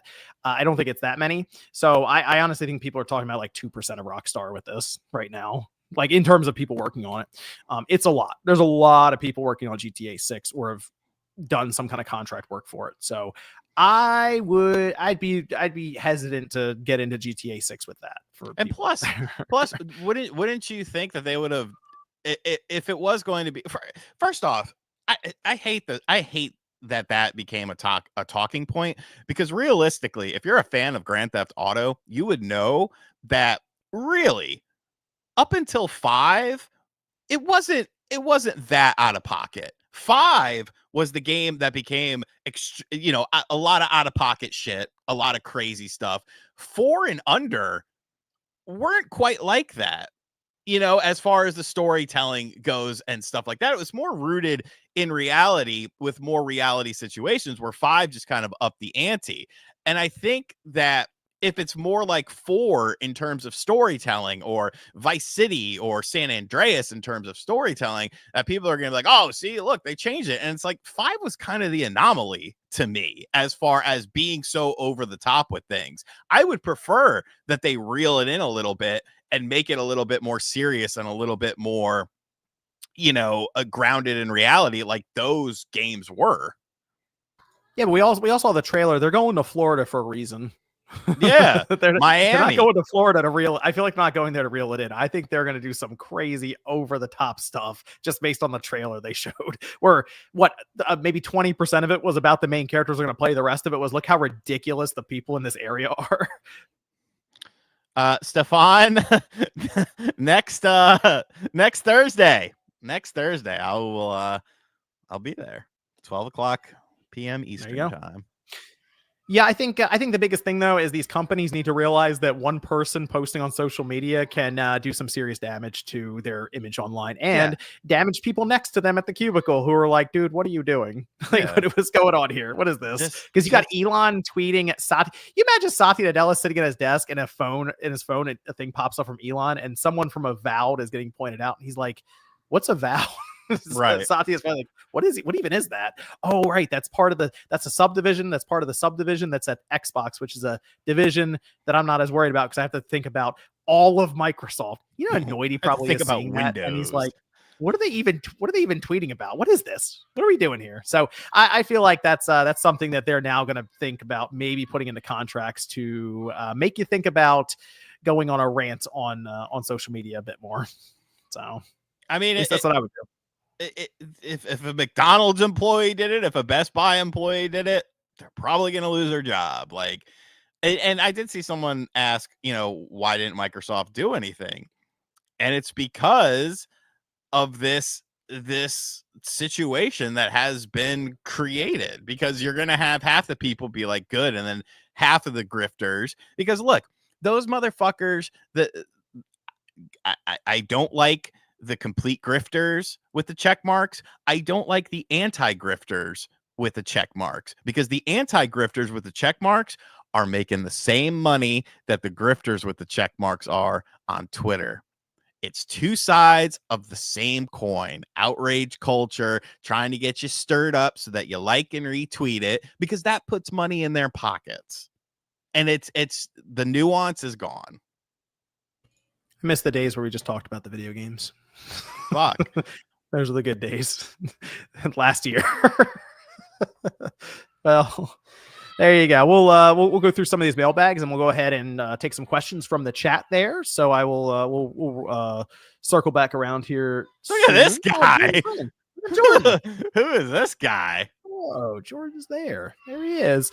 Let me see. I think the last one was from Joe McKenna, who said, when review embargoes end with the release of a game, in this case, Indiana Jones, why do you think that is? Do you think they know the game might not be amazing, want to retain sales and pre-orders based on the hype alone, or something else? The embargo lifted at 7 when it came out, yeah. It used to be, and I know you will agree with this, it used to be the closer the embargo was to the release date of the game, the more you were worried about it. But I feel like Indiana Jones just completely changed that narrative. You know what I'm saying? Because, like, why? Why would they not want that to have a little bit more hype? You probably, bro, think about this. If the embargo lifted like a day earlier, like a full day earlier, and then people had time to process these reviews, see that they were really good, and then be like, oh, well, maybe I do want that $30 upgrade. You know, I probably would have bid. The problem was the embargo went up right as the game released. So then it's like, well, by the time I'm going to buy it the next day, you know, I might as well just wait. Like, I feel like they potentially lost out on some upgrades with that, which is a very weird thing. I think this one in particular, it's important to remember that it's early access right now, and the game comes out on Sunday. So to me, because I think reviewers had this game for less than a week to review it, right? Yeah. And I think what we're seeing here is you have the marketing department over here, and then you have the PR department that's dealing with review codes over here. Marketing and Microsoft, they want to launch the game early to collect that $30. And PR is like, well, hold on, I thought, so we're not releasing on the 9th. Technically, it's coming out on the 6th or whatever, or the 5th. Okay, well, that's when our review. We'll have to line that up then. Like, I think there's just two sides talking, trying to figure this out. And you're right. It does look like we're trying to hide stuff because the game isn't that good. And then there's the reviews. Oh, wait, the game's actually pretty good. Okay. And it's already launched in early access. So, but to me though, you still just wait. To me though, you just wait either way. Like the pre-ordering thing, do we really need to pre-order games anymore? Not unless they come with some additional collector's edition. Yeah. Collector's edition, or you get a skin or some shit like that. Do you think, I just thought of something, because remember, going back to Redfall, they thought that game was going to score a lot higher. Do you think maybe they just had a little bit of self-doubt with that? It could have been. I mean, this game, from what they were showing, I didn't really ever look at. I mean, I guess people look at the first person stuff and like, I don't get it. What does it need to be first person for? And it's MachineGames. The games always at least look decent in every preview they showed. Like, I was never like, oh, what is going on here? It looked high quality, and it is. The only negative seemed to be from people who didn't want it to be first person. Which, if that's the case, I got a perfect Indiana Jones game for you. Indiana Jones and the Infernal Machine. Or hey, you know what? There's also a PC port. Okay. There's it really? Is there? Yes. Hold on, there is. I did not know that. Yeah, it came out around the same time, or a year, maybe a year later. Did I miss? I want to make sure I got anyone else who donated Toys for Tots. Did I miss anyone? I don't see anyone. I think we're good. I feel like the number went up a little bit, so I want to make sure I didn't miss any. Wait, hold on. Is that Matt? Matt H donated $20 to Toys for Tots. Shout out to Matt H. Which brings our total right now to $1,411 in 2 hours, just about, for Toys for Tots. So shout out to everyone in the community. I'll say it. Let's get that a 15 hundo. Come on, we get a nice round number. Do it for the kids. You're gonna say, RGT, you didn't donate anything. Do you want to see my tax bill? Because I can show you it. Well, let's go through some of the comments here as we have like 15 minutes or so before the 2-hour mark. Let's see what the chat's saying. We can talk back and forth, respond to any questions they have there as we set up for that 15 hundo for the kids, for Toys for Tots. Let's see anything in the chat. We'll go Indiana Jones and the Emperor's Tomb on OG Xbox was cool. You know, I honestly, I have that over there. I didn't hate the Staff Kings on the Wii. I thought it was a rental game. I remember renting it, and it was only like 5 hours long, and I just blasted through it. But I thought it was decent enough. Got to give a shout out to Jordan Fringe, who donated $50 to Toys for Tots. Shout out to Jordan. Jordan Fringe here. Jordan, we got to get you back on the show at some point this month, maybe. Come back by, hang out, talk for a bit. Shout out Jordan Fringe. $50 Toys for Tots. So we're 30 short of 1500. $39 short. 39. Yes, We sir. can do it, folks. Sir. It was a PS2 game as well. For Indiana Jones. The Staff Kings one was a PS2 game that they put on the Wii. I think Rerez fucking buried it in a video, so probably everyone hates it, but it's not a bad. I don't know. That's a good question, J. Arthur. Will Shenmue 3 get ported with the new publishing team? Have you seen what they've been doing? The questionnaire. Somebody got rights to it, right? Yeah. Well, now there's a questionnaire out there. Asking, what do you want it ported on? What's your favorite thing about Shenmue? I already looked at it and I was like, what do they want it ported to? The Switch too? They said the Switch, Apple Arcade, all sorts of stuff. They're moving that thing because they just got the rights to it. They're going to move Shenmue 3 to whatever they can at this point, just to see what they can get done. What are we doing with 1 and 2? You really want? They should. Well, I don't think they have that. They just have Shenmue 3, right? They just have 3. I'm still shocked that 1 and 2 haven't been moved to the Switch. That's weird to me. Ridiculous. There it is. Okay, so we have Massive Recon donated $20 to Toys for Tots, and then Anonymous donated $20, and then on top of that, Blue Man Shoe donated $5 to Toys for Tots, bringing the total, Sean, to $1,506 for the kids.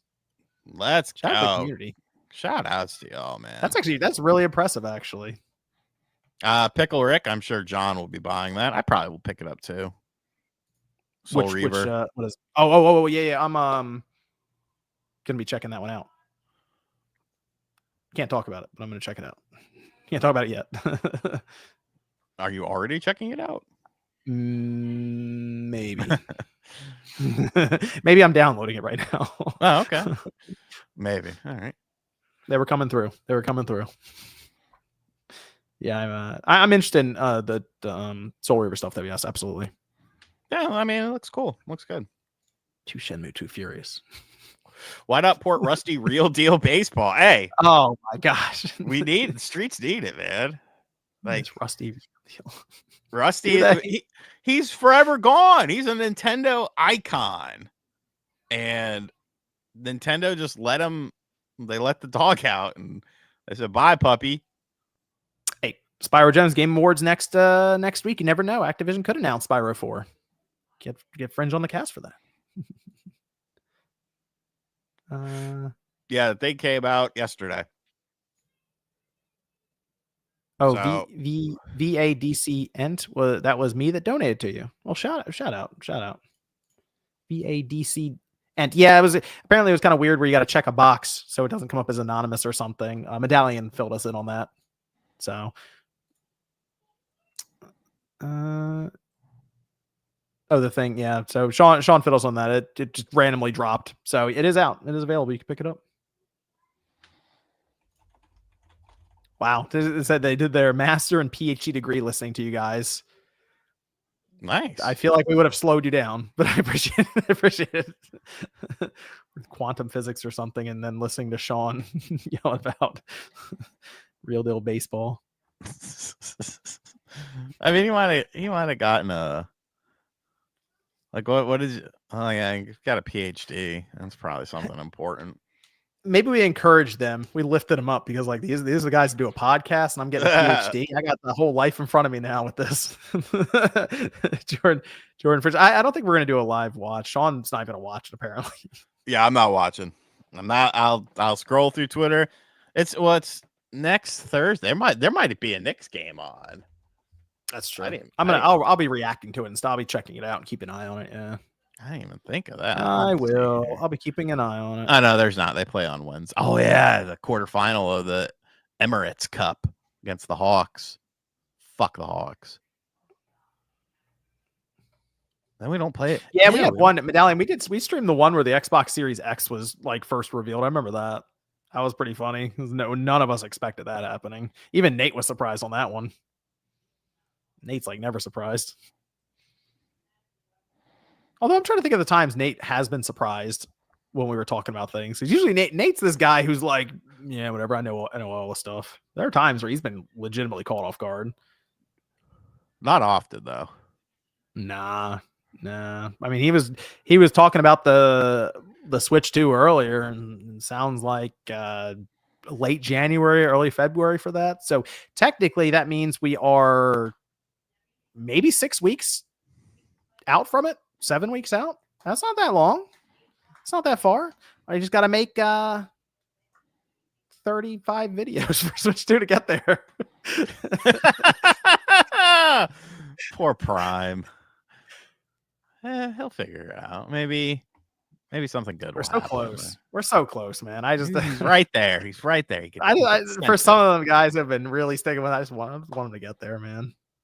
Just so close. Right at the finish line. So close. I will say for a while, Nate was sick. I'm surprised he finally found his mic to do his podcast. No, that dude was on death's fucking door. Like, yeah, it was crazy. Shit. He got hit with everything, like both barrels hit him. It was crazy. Couldn't talk. I'm sick. Couldn't breathe. Yeah. He's better now. He did his podcast today. It was like how long was that podcast? Hour and a half or something? It was longer. Yeah, it was a long boy. It was a long. Got my video ready for tomorrow too on this podcast. Do you? Yep. What's happening tomorrow? What's the move? The Nintendo 64 game that should not exist. Oh, cool. Okay. RetroTube 85 really making a comeback the last couple weeks. I mean, there's nothing modern is super interested in me, so I'm just kind of doing whatever. People watch it, cool. If they don't, oh well. That's good. You're getting a chance to do some stuff you more interested in creatively. Yeah, this video came out pretty good, I think. Oh, Majora's Mask. What? I don't know. Majora's Mask. Yeah, are you going to play through that next after Ocarina? Well, I'm already done with Ocarina, and I haven't moved over to Majora's Mask. I don't know. Maybe I should. It's been a long time since I played it. The time limits and stuff like that, it really, really turns me off. Costco Dog says, any ideas for Astro Bot DLC? Are they doing any? Yeah, they have more. So they've already done the speedrun levels that you go through and you get an extra bot for it. We get 2 bots technically. One's a Helldivers bot. The other one's like just another themed bot. But there was some. So we've already got some credits that have come out, and I mean I can say one of them. I mean, people already kind of. I guess if you looked, I don't know. People want to be spoiled for that. I don't know. But there's credits for other. Oh yeah. That'll be bots. And one's kind of cool. Like MVG will get a kick out of it when it happens. But they it's Tomba. Maybe. Is it really? Oops. Sorry. Which is, I mean, that is tied to PlayStation's history, so it makes sense that it would go in Astro Bot. No. But there are others in there too, so it sounds like this is just going to be an ongoing thing for them. Which, if you go through the speedrun levels, it's like a small segment that they basically chop from a larger level, and it takes like 40 seconds, maybe a minute at most, to go through even the first time, and then you get a bot. It's just fun. And then you compete and try to get leaderboard stuff. So they could keep doing that. But I would love for them to just keep throwing bots into this game with these speedrun levels. I think it'd be fun. Some extra to unlock. And I wouldn't be shocked, honestly, if at the Game Awards, they announce it for Astro Bot. Like, hey, look, there's these levels. They're out now, and you can unlock more bots. So that's about the extent I think, though. I don't know if they're ever going to add VR2 support. I think what we see is what we're getting. VR2 support would be kind of, I guess, I mean, you can make it work because it's, you had the other one on there. Oh, there it is. There's an empty space on the left side of the map now. It's another galaxy could pop up. Casual Noob Gamer says, what happened to Player Essence? He's usually busy on Fridays, unfortunately. So people have some people were asking for Saturday, which we did. We did the Saturday recording, and that went over fine. It was just Saturday afternoon. So we can play around with where the show ends up. Most people end up listening after the show is done being live anyway, so it's just kind of there for people to check out. Which actually the live stuff is a little easier because then you don't have to download, process video files, audio and stuff. Most I'll have to do here is get the audio and make sure it's up for Spotify and Apple Music and that kind of thing. So yeah, that's King Arthur says thank God for Game Pass. The Indiana Jones, I mean, the quality of this game to me, and as we see with the reviews, also kind of dispels that Game Pass thought process, right? Where you're like, oh, it's a Game Pass game, it might be lower quality and stuff. This is a good step in the right direction for that. Yeah. I think you're right. Mr. Dabber says, anyone playing Path of Exile 2? I looked at it, okay? And the funniest thing is everyone's reaction when you open the skill tree. Have you opened the skill tree, Sean, for Path of Exile 2? No, I haven't. Have you seen the skill tree for Path of Exile 2? No, I haven't. Oh, hey, I also got something in my inbox. I guess, did we ask for this previously? Yes. Okay. Yep. So, yeah, Path of Exile 2, the skill tree is ridiculous. Like, it's like, think of the sphere grid for Final Fantasy 10 and then multiply that by like 5 and then zoom all the way out. Oh, it's wow. crazy.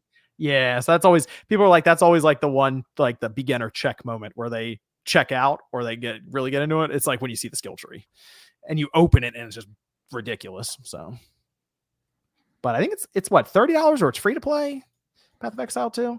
I think they were selling like a pack where you get extra stuff. HK Gaming says Andy Robinson says there's going to be big news at the Game Awards. Yeah. I mean, I think it's going to be better than recent years, but again, recent years haven't been over the top great. Like they haven't matched what they did with the Series X, for example, recently. So I think it'll be better than we've had. Can it be worse?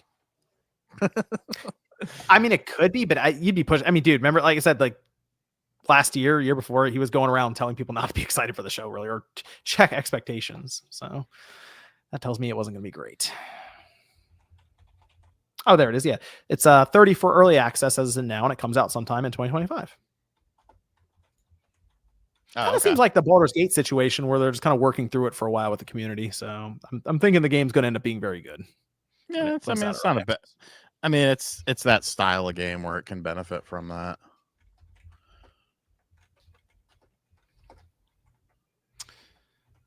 Oh, here it is. Zeno says, what game do you think will win for the Game Awards? I really don't know, honestly. I'm still going Astro Bot, but it wouldn't shock me if it ended up being like a metaphor Final Fantasy. Oh, this is for you, Sean. This is you, Sean. Do you see this? What? Outlaw says Tokyo Extreme Racer has the Steam page up. Yeah, they've been doing like little teases here and there on social media. Rolling Guy is back, which I always thought it was an ICP ripoff. Like it looks like a fucking Juggalo, but it's like not. You on this game, Sean? Yeah. Even if it's on Steam, I'll be on it. Does your wheel work on the PC? Yeah. Oh, okay, cool. Yeah, I remember you seemed excited for that. So I didn't play a lot of that on the PS2, but it seemed like you were really your alley. No, Gran Turismo. You didn't play it on the Dreamcast neither? No, I was more so Dreamcast Tokyo Extreme Racer because that was the fucking tits, dude. As seen right here, Tokyo Extreme Racer 2. Oh wow, it's right. It's within arm's length. It's my Dreamcast guy moment there. But yeah, this game's fucking awesome. All right. Well, we hit the 2-hour mark, Sean. Do want to give a massive shout out to everybody who came by and donated to Toys for Tots. Really appreciate it. Like we have Mick who donated $20. Hawk, shout out. And then Zane Technology donated $5. And I think I got everyone there. But that brings the total for the Toys for Tots charity up to $1,529. So massive shout out to everyone who came by, donated, helped raise money for a good cause here for kids that are less fortunate during the holidays so they can have some fun, get some gifts and stuff.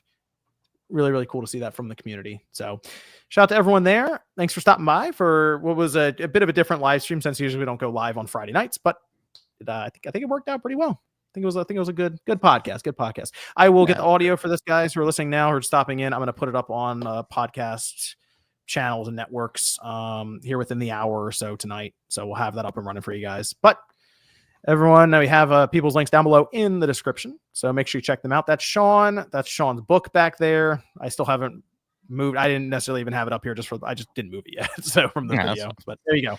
It's up there. Check that out. It's as big as a strategy guide. I did not realize that. It's actually pretty, it's like having that big strategy guide, but with all the old wrestling games there. Pretty cool. A lot of good artwork and stuff. Good interviews. It's fun. So yeah, it came out better than it probably should, considering it was one of my projects. Well, thanks for everyone for tuning in. We'll be back sometime next week, Friday, Saturday. I don't know. We'll figure it out, but we'll be back next week. Talk about more games. Actually, the Game Award stuff too. That'll have happened. Yeah. All right, cool. So we'll have a lot to go over. We'll see you guys then. Ta-ta.